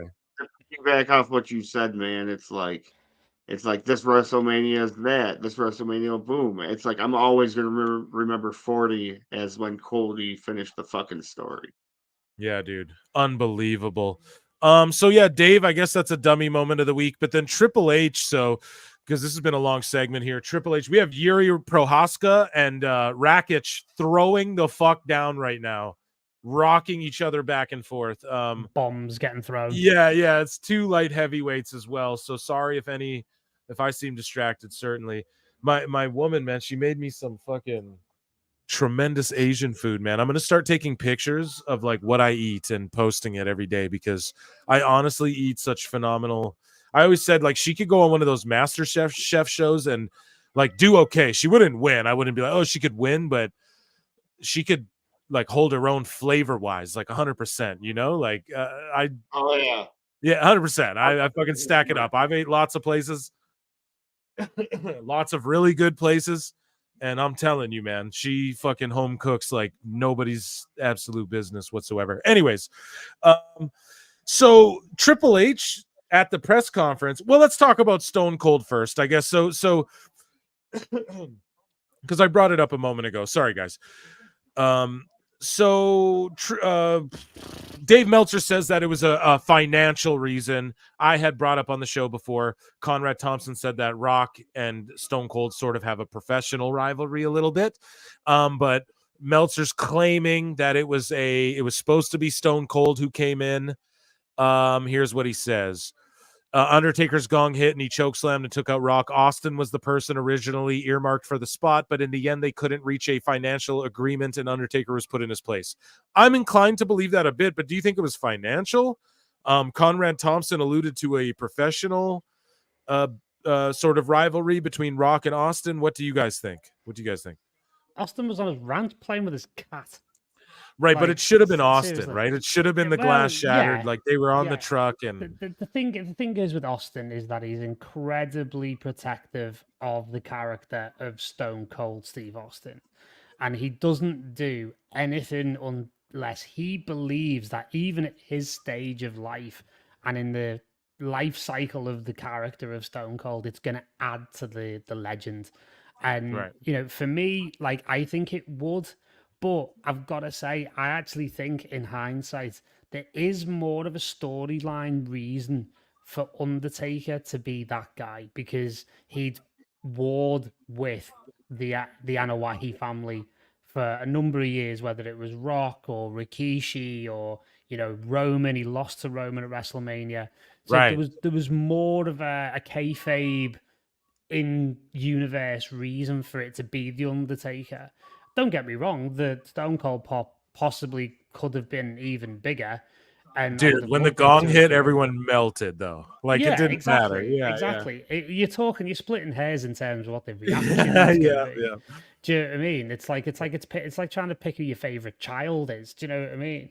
But you know, Steve's always got his reasons, and I tend to trust his instincts on stuff like this. So if he decided that it wasn't the right thing for him, that he didn't want to do a 20-second cameo, or because you don't know what's coming down the line. You don't know whether or not they might do a Rock Austin in Saudi Arabia or something like that. So he might be saving himself for something down the line that'll really get tongues wagging because, you know, he's advanced in years. He's definitely in amazing shape. You know, he could be back against Owens and he had make a misstep the spine line. You know, like everyone loses in gear as they get older. But honestly, like, you know, I can't see it being financial or anything other than Steve took a look at it, looked at the offer and thought, close but not quite. I'll just stay on the ranch and play with me pussy. Hairline, your thoughts, dude. Are you're okay with it being the Undertaker, but like it was supposed to be Austin according to Dave? Money, your thoughts on that?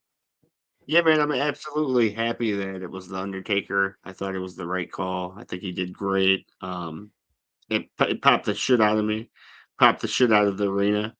And then with this whole Stone Cold thing, man, like it's just like I'm just disappointed to hear like he's politicking like that and like wouldn't do what's right for fucking business and like help Cody have this like make Cody like enhance Cody's moment. You know what I'm saying? And then lastly, Conrad is just like the second biggest mark on fucking earth with Oh my god, dude. Dude, and guys, Yuri Prohaska's beating the dog piss out of Alexander Rakic. He just threw him on his head, tossed him around. They were brawling back and forth. You know, Yuri Prohaska always has this fighting style where he gets like he's just like getting cracked in the face, eating big shots, and then pulls out a win. Love him. Doesn't even make sense. It's quite crazy actually, but that was phenomenal too. So then Dave Meltzer goes on to talk about Brock Lesnar. And this is hilarious because Triple H said it in the press conference. He's like, Brock Lesnar's not gone from WWE. Brock Lesnar's Brock Lesnar. He's out playing on a ranch. He'll be back when he wants to be back. And then Wrestling Observer's got the scoop. We'd been told a few weeks ago that it was one of those deals unlike McMahon and Laurinaitis, who are likely never coming back, and that at some point he'd be back. We were also told at that time it wasn't going to be that soon, and it was nothing in the immediate plans. So after Triple H said it's nothing sooner in the immediate plans, they say a few weeks ago we were told that they were told this. Then why didn't you report it a few weeks ago, Dave? You fucking asshole. What do you guys make of that? Brock Lesnar not being so swiftly deleted, even though they tried to delete him from the game, but we all know that video game people are fucking activist whiny bitches. And so, but he's deleted from the game, and but they're like, nah, he'll be back to WWE. And then Dave's got the scoop and says, oh yeah, weeks ago we had the scoop. And I'll just say what Triple H said. Paul, your thoughts? You look disgusted. So I just don't even know where to begin with this now, because he's clearly just picking bits up from either Twitter or stuff that he's watching after he, actually makes sure that it's not 10 years out of date after what happened a few months ago. And just putting, well, according to my sources, the man's a fucking grifter. Just the way it's a grift now. At this point, it's a grift. It didn't used to be. Everyone now else is. Yeah. It's the grift that keeps on giving. And if you give mugs like these money, then the joke is on you.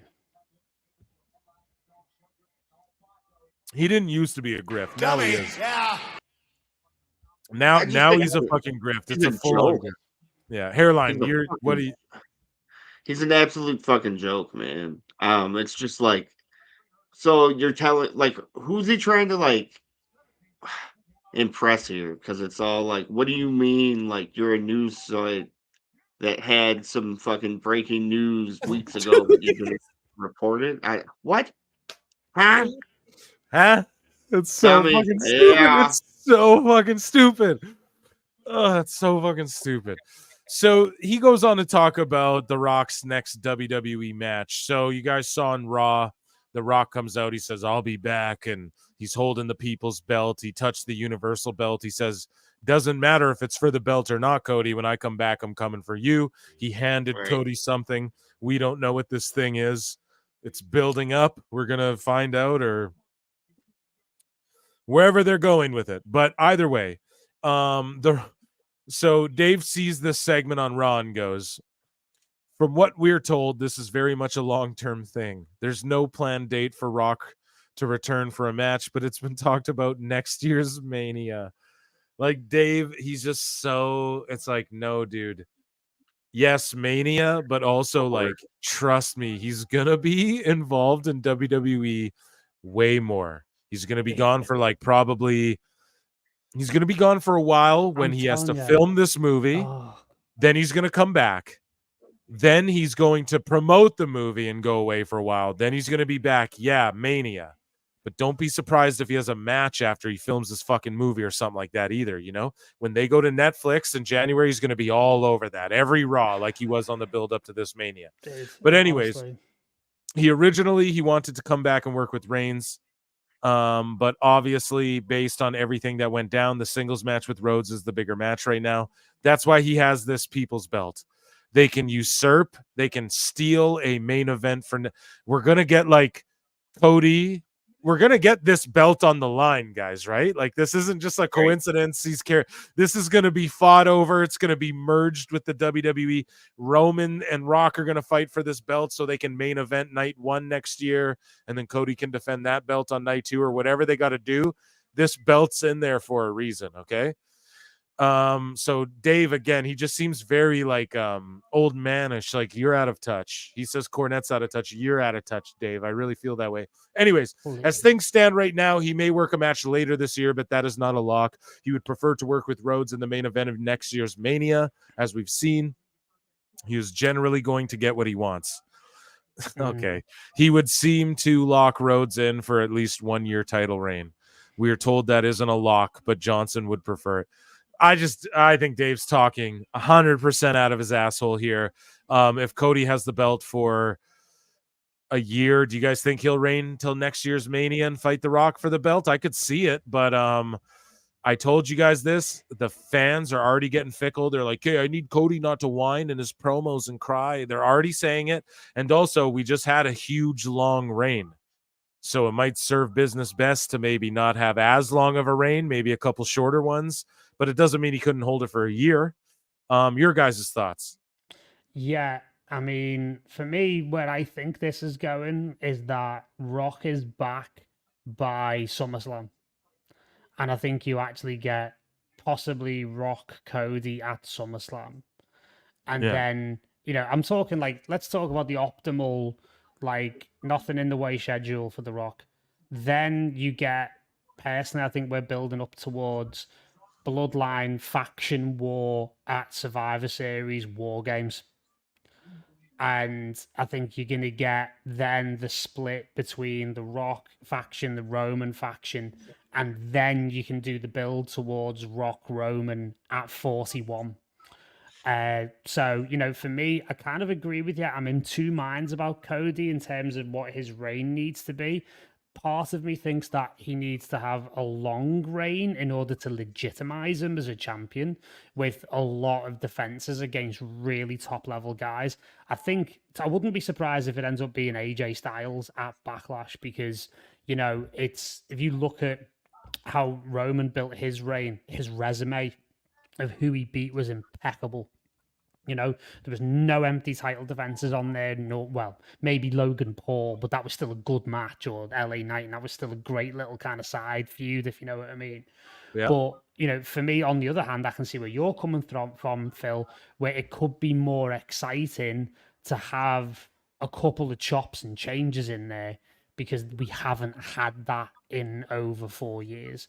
And, if you look at it as the overall totality of the product, I actually think we're heading in a direction where I think Rhea Ripley is on her way to being like the women's version of Roman, where I think she's going to get an uber long title reign.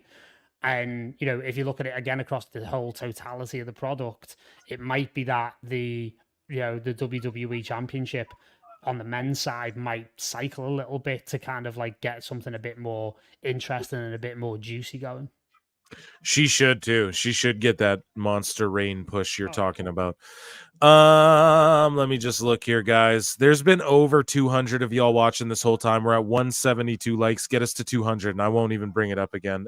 But there's been like anywhere from 250 to 300 to 210. You guys need to get it up to 200 likes, and I would kiss you all personally. Speaking of the splitting of the bloodline, Tama Tonga debuts on SmackDown, calls AEW a mid-card company, and orders of the tribal chief, man. He's in there. Solo grabs the phone. He throws it. He stomps on it. He smashes it. Fuck Roman Reigns is almost kind of what he's saying. Who's the tribal chief? I don't know. Solo Roman. We called it months and months and months ago on this show. Yeah. I told y'all. So it's going to be Solo versus Roman Solo's going to try and usurp Roman one day because he's the Umaga. He's the monster heel guy. And he's going to be like spiking Roman and shit. And you know what I mean? And he's going to be the big bully guy and Roman's going to get him over. So, Tama Tonga's in there. Hopefully Tonga Loa, now I have it under good authority. I'll say that, regurgitating the words that I was told. by someone who I'll just say is very legit. You guys can just say I'm a dummy. This is allegedly. We're not a dirt sheet here. But so Jacob's going to show up real quick, actually. And Tongaloa, although even I'm marking out and want to see Tongaloa, he's under contract and will be for like a bit yet. So he could still show up.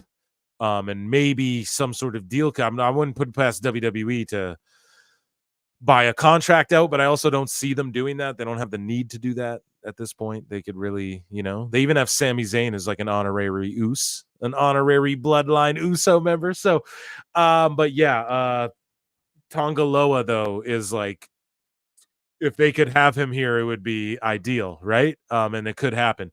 But Zilla, Fatu, NXT, Jacob will show up next, and then Tongaloa potentially down the line whenever his deal's up. That's what I have heard. That's what's been told to me under good authority. I will say I wouldn't even say it if I didn't think it was legit.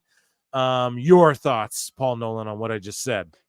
Yeah, I thought Tama Tonga looked amazing last night. I thought it was a lovely surprise. Obviously, with the news of Jacob Fatu being signed, I think everybody was expecting it to be him. But the fact that they kept that card close to the vest and then executed on Tama Tonga so well, and just in the context of the storyline, like you've got to watch a lot of like old school gangster movies to understand the arc here.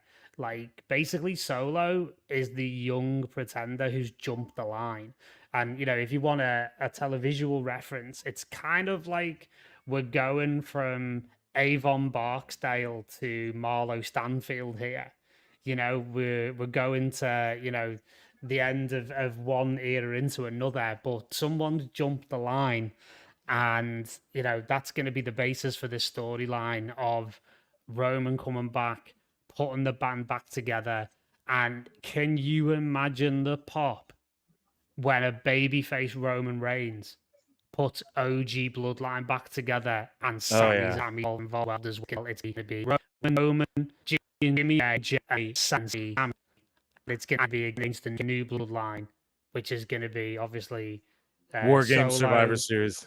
Exactly. Solo, Tama Tonga, Jacob, possibly Zilla, whoever I else. think they do Zilla. So what I'm hearing is Zilla's got to do NXT, but I'm sitting there going, I don't think so. I think they'll fucking just fast track him, because just let him do some of those like NXT live events or whatever to like they did with Braun Strowman, because But if you think about the press event in Vegas, or they're going to get Tongaloa. Sorry, I don't mean to interrupt you, but like there's going to be, because there's a person, because you're right, Sammy has to get involved. He has to.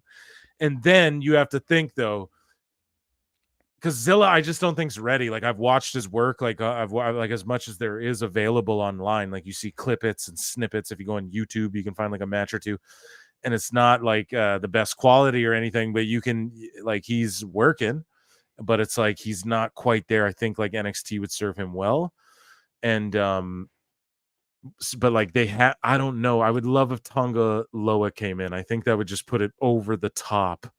But I'm not sure it's going to happen. I'm just hearing he's a while left on his contract. So, but yeah, Bloodline Civil War, you could fit The Rock in there as well if you're talking about an open slot. Sammy's got to get involved.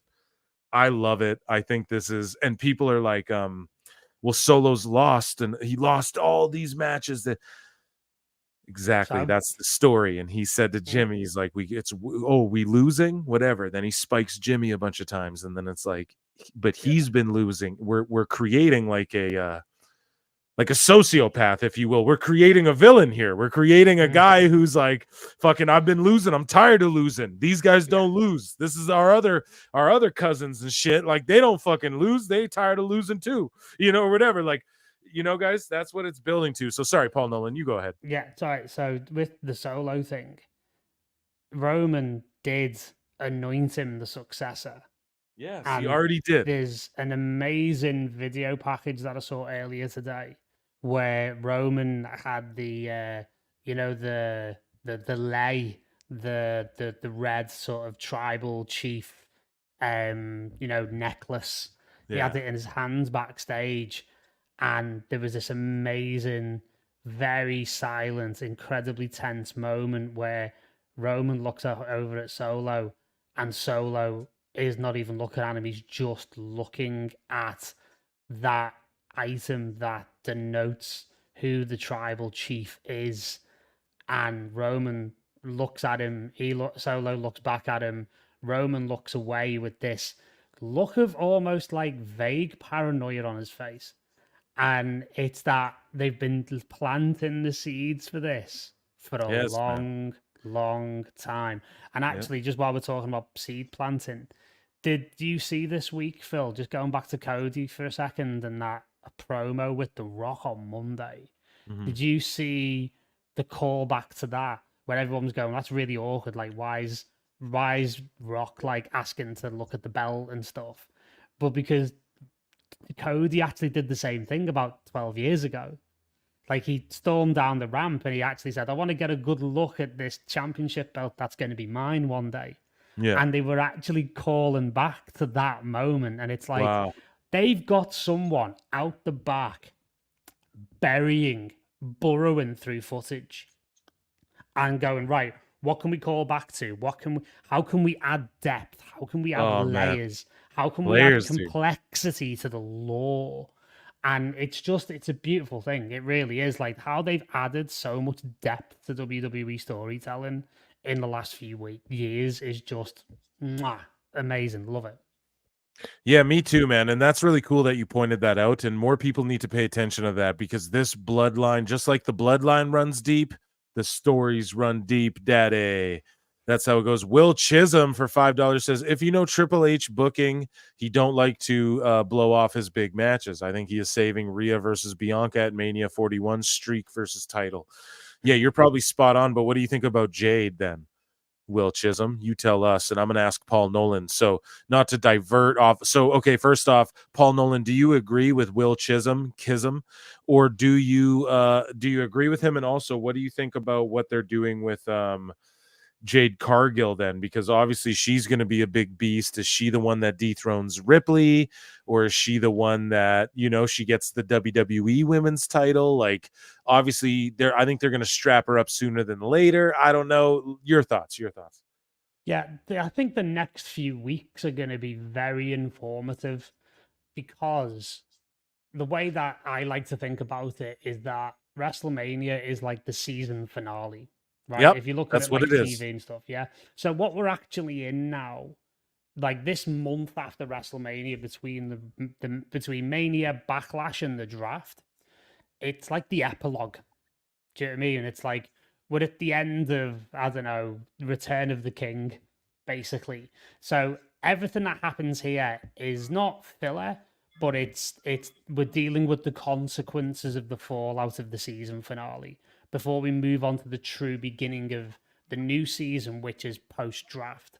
So where Jade's concerned, I mean, she's obviously still quite green. They're doing the right thing, putting her in a tag team with Bianca, because those two just look like $1 billion together. I think eventually you will get that be a breakdown, you'll get a feud, it'll be epic, it'll make all sorts of money. But I think it'll only happen once Jade is a little sharper in ring. Maybe Bianca can carry her through a match, but obviously you don't want a passenger. Ultimately, I agree with what Will's saying, because he doesn't blow off big matches. If he did blow off big matches, Cody would have won the belt a year ago when I was there. Yeah, when everyone was crying about it initially, the initial Cody crybabies. Yeah, no, and even if we go further back for a second, do you remember everyone saying, "Oh, it should be Sammy in Montreal"? Can you imagine if they'd have done Sammy in Montreal? As much as I love Sammy, like, can you imagine? Like, because the moment that we got last weekend would never have happened. Like, come on, it's like you have to think again more long term. And Triple H and the guys who are writing at the moment are just the kings of long term booking, long term storytelling, epic payoffs, and they're doing it now. Like, just even little things like the mystery that's going on about who took out Dragon Lee. There's that little bit of an Easter egg kind of element, a whodunit kind of element that's seeping into even B level storylines. They're going to start doing it in the women's division. You know, they're just slowly but surely cranking all of this out. And it's just making the product absolutely must watch television every week. Yeah, dude. I can't miss any of it. And no, you fucking nailed it, dude. And thank you. Thank you for that. So what else? I got more WWE stuff, man. Let's get into it. So Wavy Davy. Wavy Davy's still on 1 or 2 there, Paul Nolan, much like myself tonight. So he says in an absolute this is Wrestling Observer, pardon me, in an absolute. So sorry, I'm watching UFC 300 as well. The pay-per-view's kicking off now, so that it's crazy, all the fights we saw tonight, right, Paul Nolan? And it's not even the pay-per-view yet. Prelims. So phenomenal, man. I was a little underwhelmed for UFC 300, but so far, man, it has fucking delivered. In this main event, they're juicing it up for me, man. I'm ready. 2 guys who like to bang. What did Kenny Omega call it? Hang and bang? Sometimes you just gotta hanging and banging. You gotta hanging and banging. So we're gonna be hanging and banging tonight. So at Wrestle Talk TV, in an absolute crazy bit of trivia, McIntyre has now won 5 world titles, and nobody has ever bought a ticket to see him defend a world title. This is crazy. When he was champion in TNA twice, in 2016 and early 2017, they only ran at Universal Orlando, which were free shows. His previous 2 title reigns were during the pandemic, so there was no paid admission. And then at Mania, he won the title before the largest gate in history. So the Wrestling Observer acknowledges this is the largest gate in history. What, Tony Khan? What do you? And then he lost it before making a defense before a paid crowd. What an absolutely insane bit of trivia, dude. Wild. Fucking Drew, man. That'll come up in a storyline that, you know, I think Punk will probably use that to throw it in his face again. How's he going to twist it to throw it in his face? I don't know, but Punk always figures out a way. Just ask Jack Perry. So here's some news from... So I don't know. I guess I'll play the flute, even though that segment was like 2 hours long, guys. Clips, what's up? Clip show, what's up? So Wrestle purists are talking this is a PW Insider via Wrestle purists, or vice versa, whatever. WWE will be pulling back from much of the augmented reality content they use weekly on Raw and SmackDown. The plan is for that content to remain on occasion like pay-per-view events, but will not be as much of a hallmark on WWE weekly programming. I'm happy about this. Makes it too kiddish and cartoony. WrestleMania, it's cool, like they do it at the Super Bowl, but can't be doing fucking I'm like loving the production changes. I'm loving the production changes across the board. The smaller sets so they can fit more fans in, which again is down to mostly demand for tickets, because what are they on now? 18 straight TVs that they've been sold out. Biggest WrestleMania gate in history. And I just like the fact that they're rolling it back just enough to make it feel like a pro wrestling promotion again. You know, where all this goofy AR stuff, like I was never really into it, to be honest with you. And, you know, I'm glad it's being scaled back. I don't mind it on occasion, but just always looked a bit meh to me, to be honest, and it never really added anything. Yeah. So at wrestling _VI, what is that? That is 6. Yeah. At Mr. Wrestling number 6 says, I'm right on that, right? I'm laughing at this already. Yeah. So here we go. Patty Meltzer, John JID's popping me here. $5. Patty Meltzer can't stop taking L's. More people need to know about Zilla. He's really focused on family. His mom's the GOAT. His YouTube channel is awesome. I didn't even know he had a YouTube channel. So everybody, courtesy of John JID 999, go and check out Zilla Fatu's YouTube channel, please and thank you. Everybody go and check that out. and support him and his mother and their family. The Bloodline, always just like mommy, always on top for me. So, and thank you so much, John JID, for the $5. We got to give you an air horn. And what we also got to do, though, is get into this right here, because I've been wanting to get to this. Chris Pratt with Theo Von and Jocko Willings. What the fuck? Mark Zuckerberg's here. Yeah, it's the biggest UFC. No, but think about TK. Well, this is topical before we get into this. TKO and Endeavor, right? BJ Penn's in the crowd. TKO and Endeavor, right? And WWE and UFC. The biggest WrestleMania of all time, the biggest UFC of all time, like back to back. Pardon me, a couple weekends apart. Paul Nolan, your thoughts? TKO starting to really bust it out on a number of different levels now, and it's starting to get really interesting. They're doing really well. I mean, I can't wait to see what this is going to look like, because they're doing it in the Sphere tonight, right? Yeah. Are they in the fucking Sphere? I don't know. They're in the T-Mobile, because I did read somewhere that they were contemplating putting a show on in the Sphere. I'll look it up right now, Paul Nolan. That's what computers are for. Paul Nolan, can I tell you something I heard? Tell me. That I'm sorry, let me just Google this really quick. Here we go. That Endeavor offered, there was an offer to purchase AEW at some point, like in the last. Would that surprise you at all? If that was real, I don't know if I believe it. I don't know if I believe this is what I heard, but actually like there was like a we'll buy this like when they were doing. I could believe it because, you know, conversations like that happen on an informal level all the time, right? All the time, yeah. That's what I was thinking. Yeah. But for me, I think what gives it more credibility is what I've been seeing recently. Is obviously, you know, you had Shayna and a load of other WWE talent at the GCW Bloodsport show WrestleMania week. You have everything going on with TNA at the moment. And apparently Nick Khan is looking to expand cooperation with other wrestling promotions. That's not going to include AEW. So for me, I think it's part of a very smart business tactic where you effectively isolate and completely just run AEW into a corner on its own, because everybody else is a WWE partner. And that's what I believe. That's what I believe in, and I think you're spot on with that, because that's what AEW. That's what UFC. So to bring it to the MMA Mark fandom, it's topical. We're watching UFC 300, which by the way is from the T-Mobile Arena, actually. So it is T-Mobile, not the Sphere.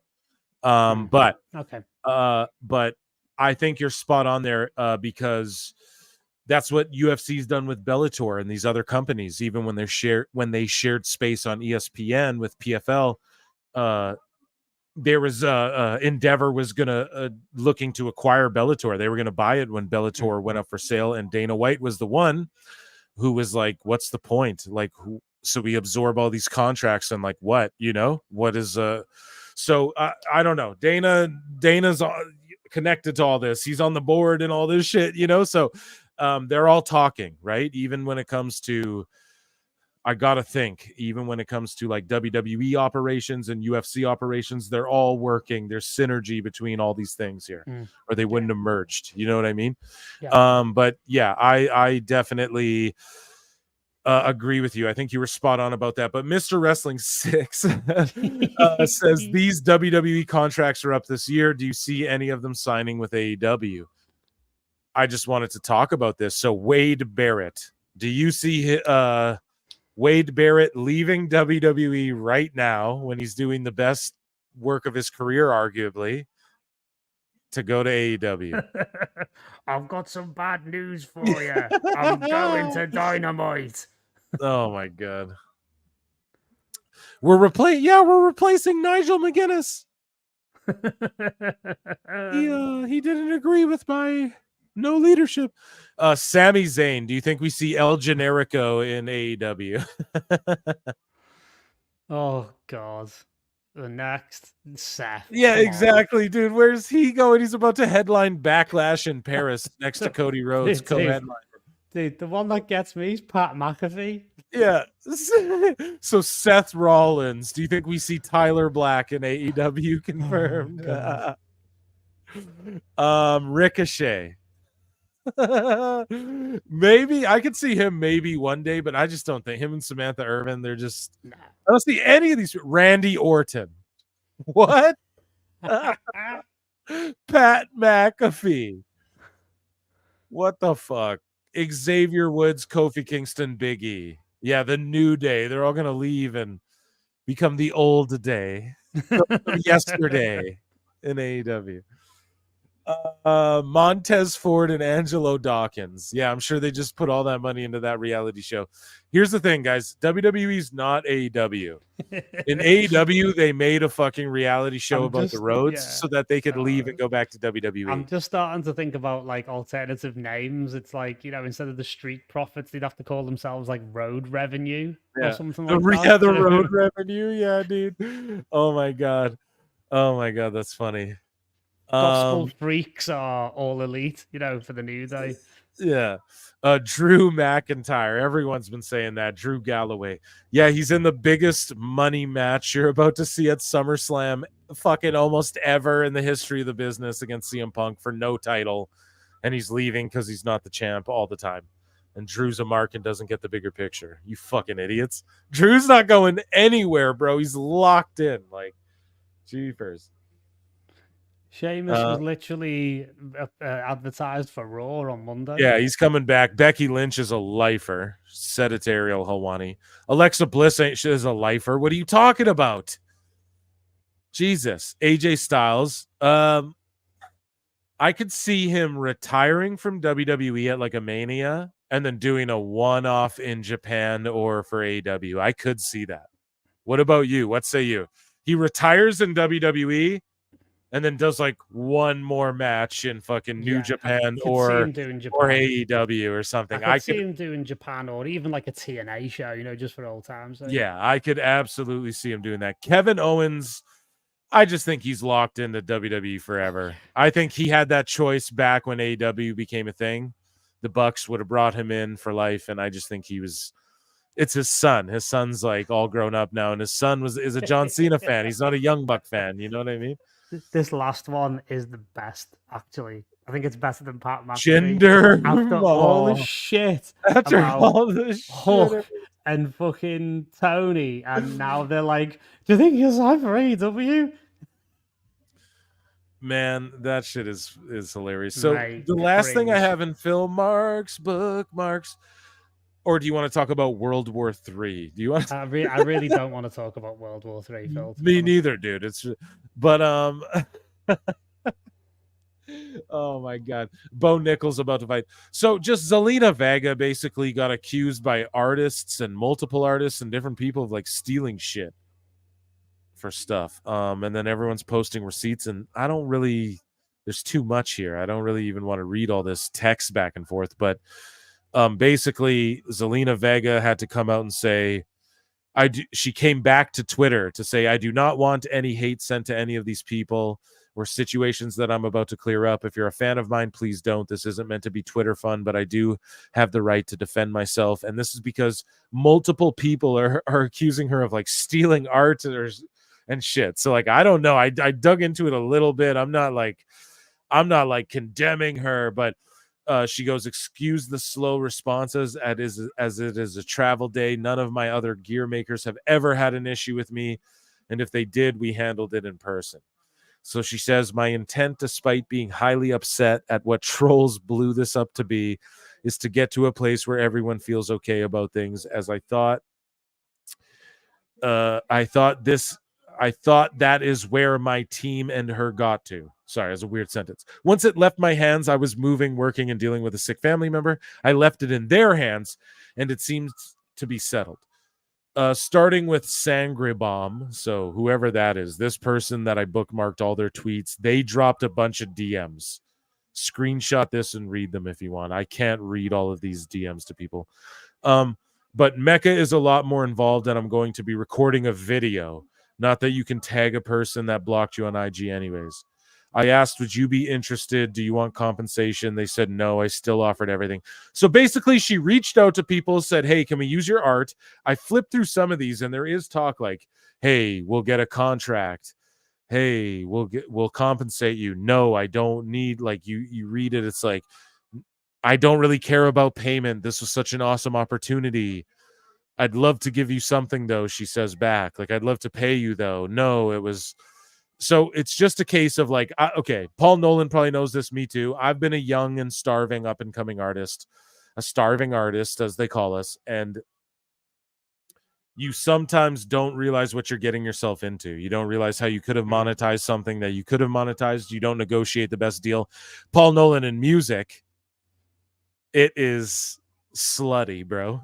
Oh, yeah. To use right, yeah, music is the sluttiest industry there probably is. So it's we both know that personally. So it's just artists who are low, not knowing what they're getting into. So if I was a wrestler, I would just suggest, let's say I'm Zelina Vega moving forward, I would just, no matter what, pay people, just always offer an upfront payment, always offer something in writing, even though it's a text of them going, oh, this isn't blah, blah, blah. Just always make sure it's in place so that none of this type of shit happens. You can't allow this to happen at that level. But other people point out there's multiple people accusing her of similar shit. So maybe it's Zelina being sloppy. I'd have to dig into it deeper. Paul Nolan, your thoughts? I think it's a really good parallel that you've drawn there between this type of thing and music. And like you say, being young creatives, it's very difficult, especially in this day and age, because you do get that whole thing of like, you know, well, there's no budget, but you'll get paid in exposure. And I don't know about you. Yeah, I've never that paid my personally, credit card bill with exposure. No, ever. no. I had that. I would work for beer tickets before when I was young, dude. I used to do whatever. I'm not going to pull the curtain back, but I did whatever. And we would work for beer tickets, bro. Like, it fucking just gross. Like, you know, like looking back, you're like, God damn, that is, you know, but you got to do it though. Especially at the start, you got to do that. So it might have been smarter for this artist actually to let her shit get out and let Zelina plug her. Absolutely. But who knows? The internet gets too triggered is my overall feeling of all this. Like, why are we even getting mad about this? Everyone chills. Zelina will handle it. And she did offer money. I just feel like it's more on the artist who didn't know what they were getting into. And that might seem cold, but I'm speaking from experience because I've done deals that I didn't know I was getting into. Sorry, you go ahead. Yeah, so, you know, you're right. And even at my stage, like I'm at a more advanced stage of my career, you know, I worked on a massive project about 7, 8, or 9 years ago. It's one of the biggest projects in my career. And I still didn't ask for everything that I was really entitled to. You never do. It comes down to a perception of self-worth, right? And, you know, unfortunately, a quiet mouth never gets fed. So, you know, unless you actually ask for it, you don't get given it. On the other side, you know, from Zelina's perspective, what I would say is it is very easy and it can be a very slippery slope if you don't have absolutely rock solid effective communication right from the beginning for these types of situations to occur. And you know, especially at her stage of the game, all right, she may not be right at the top of the card, but she works for she's an on-screen talent for WWE. So, you know, she is a very high-level individual. These things need to be clearly negotiated and signed off on, regardless of the experience or the creative on the other side. Up front, you know, I don't do anything now without knowing what the publishing split is, whether or not I'm going to get an upfront payment as well, whether there's an advance, what's the situation regarding, you know, licensing and everything else on the music side. So, you know, I think it's a good lesson to both talent and also the creatives who get commissioned, that these things need to be absolutely on lockdown before you even, you know, pick up a stitch, basically. Yeah, no, I fully agree with you. I couldn't agree with you more. And guys, and you actually, you know what, Marty McFlyer, who is a guest of the show, a good friend of the show, and he won 2 Grammys this year, and he's actually on the forefront. Like, he's out there. We talk about it behind the scenes all the time. He's really fighting for like writers and shit, like in his personal life. You know what I mean? He's really like, no, we need more respect. We need more fucking pay. We, you know, like all of these sorts of things. And yeah, man, I don't know. I definitely, I don't want to read all these DMs. I feel gross kind of doing it. I bookmarked it all so I could kind of, I did read some of them. I won't lie. I had to have at least know a little bit of what I'm talking about. Exactly, Phil. It gives me a similar vibe to, like, you know, when we were talking about the whole Drew Gulak Ronda thing the other week. It's like we're peering behind the curtain a little bit too much here, and these things need to be handled in house. You know. Yeah, I absolutely agree with that, and yeah, I definitely think she should be, everybody has a right to, I think she defended herself well, like, as it was said once, like some of these, I also, like, I read some of the text, and basically the creators, like, they don't understand, like, they kind of are flippy floppy because they've never done a deal, and Zelina's just straight up like, no, I can pay you, no, I can send a contract, no, I can do this, and you can tell they're like jovial and excited even being connected with her, like, oh, I'm gonna give some sort of art, do some art for a wrestler. They don't understand what they're getting into. I've been there before, so I just have to, I'll defend her, Zelina Vega, on that. Yeah, of course, yeah, absolutely. Guys, so Bo Nichols fighting Cody Brundage. We've been live for almost 4 hours now. We had a hairline fly through. We have Paul Nolan flying through. And yeah, Bo Nichols fighting Cody Brundage. It's going, Cody Brundage was kind of making fun of Bo Nichols, but I just want to thank you all for tuning in today, tonight, wherever you are in the world. I appreciate you so much. This was such a fun live show. Yeah, it's almost 4 hours, so I think we did a great one. I don't know if you guys are watching Collision or whatever. Let me know. Tag me in tweets. I'm going to try and catch up on it after UFC. But I want to thank Paul Nolan for being here. A round of applause. I want to thank everybody for being here tonight. Another smash hit of a live show. We're gonna, if you missed this one, we're gonna upload the replay over on the PWT podcast channel and Pro Wrestle Times on YouTube. And I don't know, Paul Nolan, I'm struggling. Do I make an RSS feed and fucking re-upload all the lives, or is that just a YouTube thing? I think it's just a YouTube thing. I don't know. I'm trying to figure it out as we go. But yeah, man. Paul Nolan, what are you up to for the rest of this lovely evening? Well, it's about 11:30 in the evening here in Argentina. So to be honest, I'm going to relax. I'm probably going to watch a little bit of UFC 300 because the weather is terrible here. Like, I feel like I'm back home in England, to be honest with you. It's that bad. It's like, why did I come here? So it's the type of thing where, like, people stay home when the weather's not good in Buenos Aires. So I'm just going to stay in. I'm going to chill. I think I've actually got to catch up on an episode of Shogun, which has been one of my favorite series this year. So Shogun, that's a live action. That's like a samurai. Shogun, obviously, like FX. Is it FX? It's on FX. It's on Disney Plus in the UK, and it's been absolutely. I'm a big comic book mark myself. I might have worked and dabbled in the space. Are you into like X-Men 97 and that sort of shit? Or are you like, I haven't got to that yet, to be honest with you. I'd never really watched the animated. I never watched the original X-Men animated when I was a kid. I was more into the Batman animated series. Oh, I love it. I just rewatched it all. Yeah. I'm a fucking mark. They put it all up on Netflix, which, you know, I've got 20 minutes where I'm not doing anything. I'll always just throw one of those on. So yeah, I'm hearing 97 is really good. Yeah, I don't watch like a lot. I'm not sitting here like watching fucking Naruto all day, but like Dragon Ball Super, I kept up with that shit. Batman the anime, I saw all that. X-Men 97, okay, I'm gonna watch it. I don't really watch newer stuff. Invincible, I'm all caught up on that. That's just a great show, cartoon or not.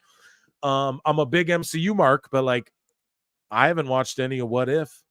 You know what I mean? Bo Nickel just won via submission. So like What If season 2? I mean, I haven't watched any of that. So I don't know. We're getting into we're getting into the I mean, and MCU's just kind of falling off and shit, but we're getting into that sort of, what do you watch besides fucking fighting? Mostly I just watch fighting and pro wrestling. I got to be completely honest. That's all I really do watch. But when I do divert, I'll go to like that nerdy shit, that superhero shit, or that I'm very much a hard sci-fi geek. So Me too. Like I it's love, I absolutely smashed in Three Body Problem on Netflix in 24 hours. It's what is that? What is that absolutely about? fantastic. So yeah, it's a very famous Chinese set of science fiction books, and it's proper nerdy science fiction, and it's actually adapted by Benioff and Weiss, who did Game of Thrones. Okay. So this is their big thing that they're now moving on to, and it was absolutely sensational. It's Okay. kind of a hard thing to explain conceptually in terms of Is like it what it's about, but it concerns like an alien invasion. Is it subtitles and all of that? No, it's a Western adaptation of the original. Okay, Chinese okay, book. okay. Because here's the thing with my girl. Me, like, do you like Squid Game? I love that shit. I love all of those Korean fucking shows on Netflix. I love all that. I watch all those.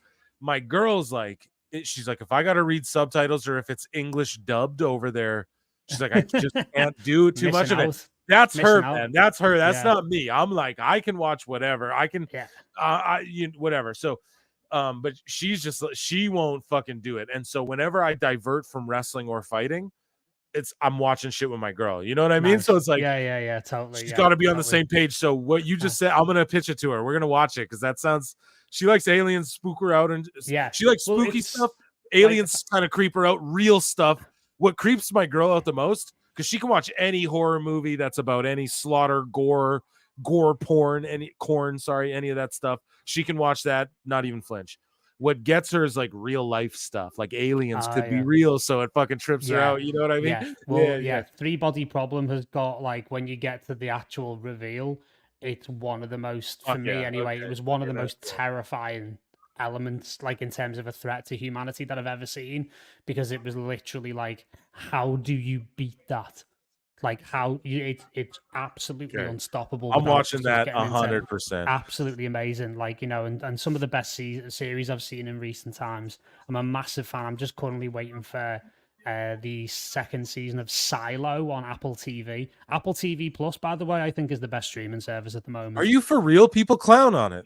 No, it's amazing. It's the best because they've got the highest concentration of high quality shows. They've got less content on there, but it's less content, but at higher quality. Whereas like a Roku, they have a bunch of shit on there, but it's just low budget, nothing like WWE. They have cameras following everything. So they sold this next gen show to Roku because it's like, well, it cost us nothing. So we'll just take whatever you'll pretty much give it to us. It's on free. So we'll get these people over to a free audience. Exactly. But what you're saying is Apple TV will less shit, but we'll invest. Yeah, exactly. And it's the best. Yeah. It's the best streaming service if you love really good science So fiction. what do you recommend on Apple TV right now? Oh, I mean, obvious ones like Ted Lasso is just absolutely fantastic. Okay, yeah, but that one's done. Yeah, Ted Lasso is amazing. Silo, like I say, Foundation. What's Silo about? Is also good. Silo stars Rebecca Ferguson, who plays Lady Jessica in the Dune movies, and she was also in Mission Impossible. She was Isla Faust, Tom Cruise's love interest. And basically, what it's about is it's based on a series of books. So it's an adaptation, and it's basically like the last. I think it's like the last 100,000 or last 10,000 people on Earth living in a underground silo. You know what a silo is? It's like a kind of a tower type thing. Yeah, absolutely. Underground. So it goes down like 100 and odd like floors, like right into the earth. But it's been over 100 years since people started living in the silos.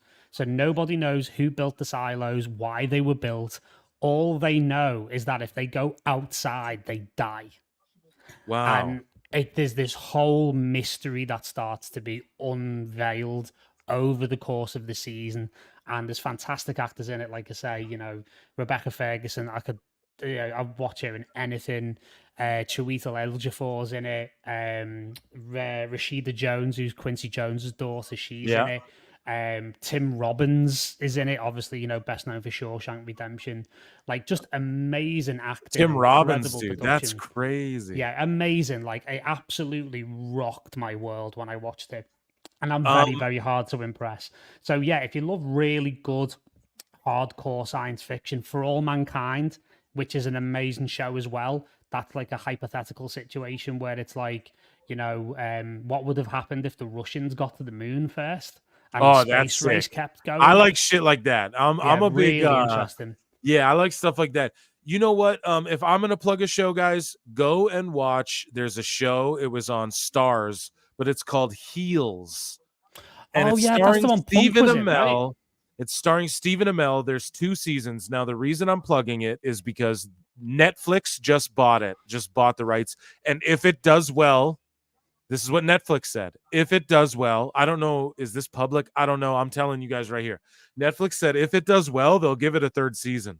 If it does And well, I think they will off the back of the WWE deal. There you go, dude. And Steve, oh man, see? Oh, I didn't even think of that. Paul Nolan. Oh my God. I didn't even think of that.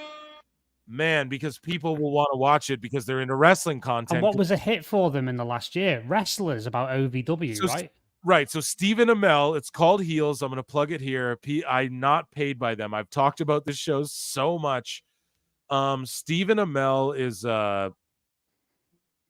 is he wrestled Cody Rhodes at like SummerSlam when Cody Rhodes was Stardust. And he was good as well, Stephen Amell. Yes, he was great. He was great. He's like a Pat McAfee. He really trained and stuff. And also Stephen Amell wrestled in AEW at All In as well. And Cody Rhodes, of course, famously started AEW. And Heels is a TV series. It's fucking, if you like titties, there's titties. If you like swearing, there's swearing. If you like wrestling, there's wrestling. If you're into hot Abby dudes, look at this guy. He's fucking oiled up. And it's about these 2 brothers, and they run a territory, the Duffy Wrestling League. And it stars Stephen Amell. And this guy right here, I forget his name. Like, his name's actually like Alexander Ludwig or some weird shit like that. And he, this guy's in actually a lot of movies and stuff. Actually, I don't know, if you just watch, if you're a movie fan like me, you're like, you notice him in things. You're like, oh shit. And they're both tremendous in it. And their dad ran the territory and he deleted himself, right? Like early, and like they found him and they're like, what the fuck? And their dad was like this over wrestler, but he got passed over to the WWF and WCW. And they bring up WCW. They don't shy away. They're like talking about Turner and Vince and up north and Atlanta, and they have meetings at TBS in season 2, and they do, their territory gets blown up, and then there's this indie hardcore fed that starts like invading their turf and invading everywhere and signing up their guys, and they have like a battle of the brands or a battle of the fucking companies and all this stuff. And I just implore you guys, please, once it goes on Netflix, you can binge 2 full seasons. I'm telling you, the show's so fucking good, and there's so many good actors. CM Punk's in it. CM Punk. See, AJ Lee's in it, his wife. There's so many tremendous actors. They do this cool like Sting angle in season 2 where it's like Sting kind of. It's fucking dope. And the one brother plays a heel. The other brother goes heel in a shoot, breaks a dude's leg. Spoilers. All kinds of crazy drama. And just please watch this on Netflix, because if this works, Netflix said they will give a 3rd season, and I'm dying to see a 3rd season because this show's way too fucking good. And the only reason it didn't do good was because of the oversaturation in the streaming industry. Like, we know, we were just talking about it, right? There's oversaturation as far as like Roku, all of these different things, and I promote all of them. I'm happy because what it does is it gives more people jobs, and more people who work in entertainment like myself or Paul Nolan more opportunities, for sure. But the bad side of that is like mediocrity. It's hard for the cream to rise to the top when mediocrity kind of flounders around the surface. You know what I'm saying? Does that make any sense? Paul Nolan, your thoughts? Yeah, I think, I'm definitely going to check this out. This has been on my radar for a long time. But one of the things I would say is, like, if it does go on Netflix and people really enjoy it, never underestimate the power of fan campaigns, because one of my favorite shows, which, again, going back to hard science fiction, which is called The Expanse, had 3 seasons initially on the Sci-Fi Channel, and then it was cancelled. And the fan base essentially single-handedly rescued it, and it went to Amazon. And then seasons 4, 5, and 6 were made by Amazon. And it got to the point Wow. where they were flying planes over like fucking Jeff Bezos's house and shit. Do you know what I mean? And over like Amazon headquarters.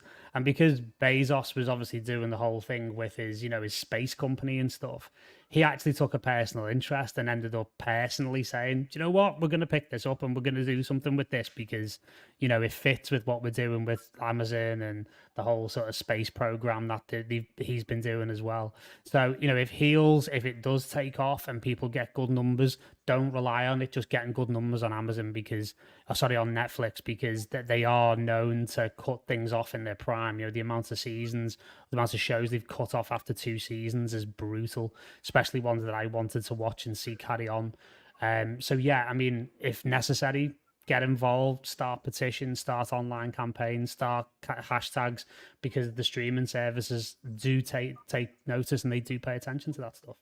But they give fucking they give some shows, like bullshit shows, way too many seasons too, where it's like you could have let another show give them that money.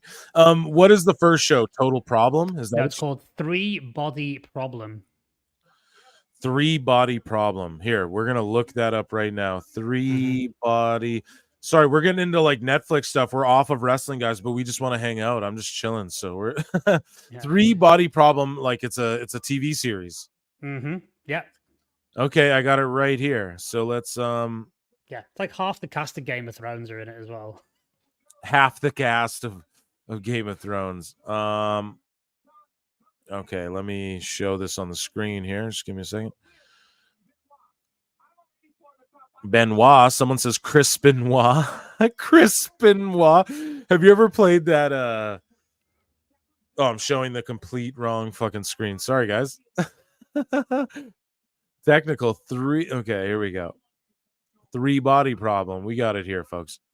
Right here. That's this the girl's one. cute. Here we go. Mario Kelly, Benedict Wong. Doesn't he play Wong in the MCU? Wong. Yeah, that's it. Yeah. Okay. Yeah.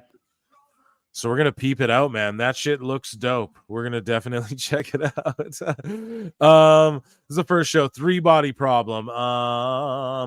From FROM is an amazing show. More people need to know about it. FROM or From. Can you elaborate? Does anyone know what that is? From TV series. Yeah, okay, comes up right away. It looks like some possessed dude. Oh, it's like these shows, like there's all these shows like You, Us, They, From, so it's like, okay, one of those ones. Okay, thank you so much, John JD, for the $2. So yeah, Paul Nolan, you're just gonna be watching some shit right now. We got Sarukian fighting Charles Oliveira, and I think the people are with Oliveira and against Sarukian. And we're gonna see how that plays out. So yeah, you're gonna chill out, watch some UFC, and just chill the fuck out. I'm gonna do the exact same thing, guys. We had so many of you tune into the live show. I appreciate you all so much for tuning in. PWT Live Show, yeah, replay will be uploaded tomorrow in case you missed anything or want to go back. Members only, you can keep watching it. We're gonna do members only shows. I'm gonna start gaming a lot on here. You're gonna see us all over. It's just expanding, growing. Paul Nolan will be at Clash of the Castle. He's gonna give us a Paul Nolan reports from Clash at the Castle, boots on the ground in Scotland, correct? Yes, indeed. I am on the pre-sale list for Clash at the Castle. I'm going to be back in the UK in time for that. So hopefully I'll get to go, and we're going to elaborate on the Paul Nolan reports concept. It's just not going to be me shit-faced on beers ranting on a text message. It should be mostly that you on video on beer shit face ranting at a fucking on video. Okay. Yeah, that's all. We're gonna incorporate it all. You're gonna give us written. You're gonna give us video. You're gonna give us audio. You're gonna drink one beer. Yeah, for real. So just do me a favor, Phil. Don't make me go to All In 2, please. Don't. Well, don't. I'm not gonna make you do that, but we're all meeting up for next year's WrestleMania 41. We all got to. Yeah, we've got hairline. We all got to fucking. We're just gonna meet. How do you miss WrestleMania after the last couple of years? I know it's just ridiculous. I'm so sad I missed this one. I really could have. We were texting all my friends who were met there last year. We were all texting each other like Jordan Night 2, going, "We fucking went a year too early, didn't we?" Sask Prophet, a new member. Thank you so much for becoming a member. LFG, let's fucking go. Yes, thank you so much, John JID. We have so many people in the chat, but we're about to go. We gotta go. Thank you so much for tuning in. Another eclectic edition of PWT Live Show. Yeah, I have been the infallible Phil Marks. Yeah, where's my fucking yeah? And he has been we got to come up with the paradigm, Paul. No, that's too, we're going to come up with one. The parable, Paul Nolan. The problematic. Paradigm. That's quite cool, actually. The paradigm, like Paul Nolan, dude. It's like a whole epoch, a whole way of doing things, right? Yeah, dude. And he's been here. We're going to give him a brush because your goddamn accent. That's great. Yeah. Thanks so much for tuning in, guys. We'll see you next time, and keep a lookout for Pro Wrestle Times podcast, just the normal show too, over on the other channel. Peace.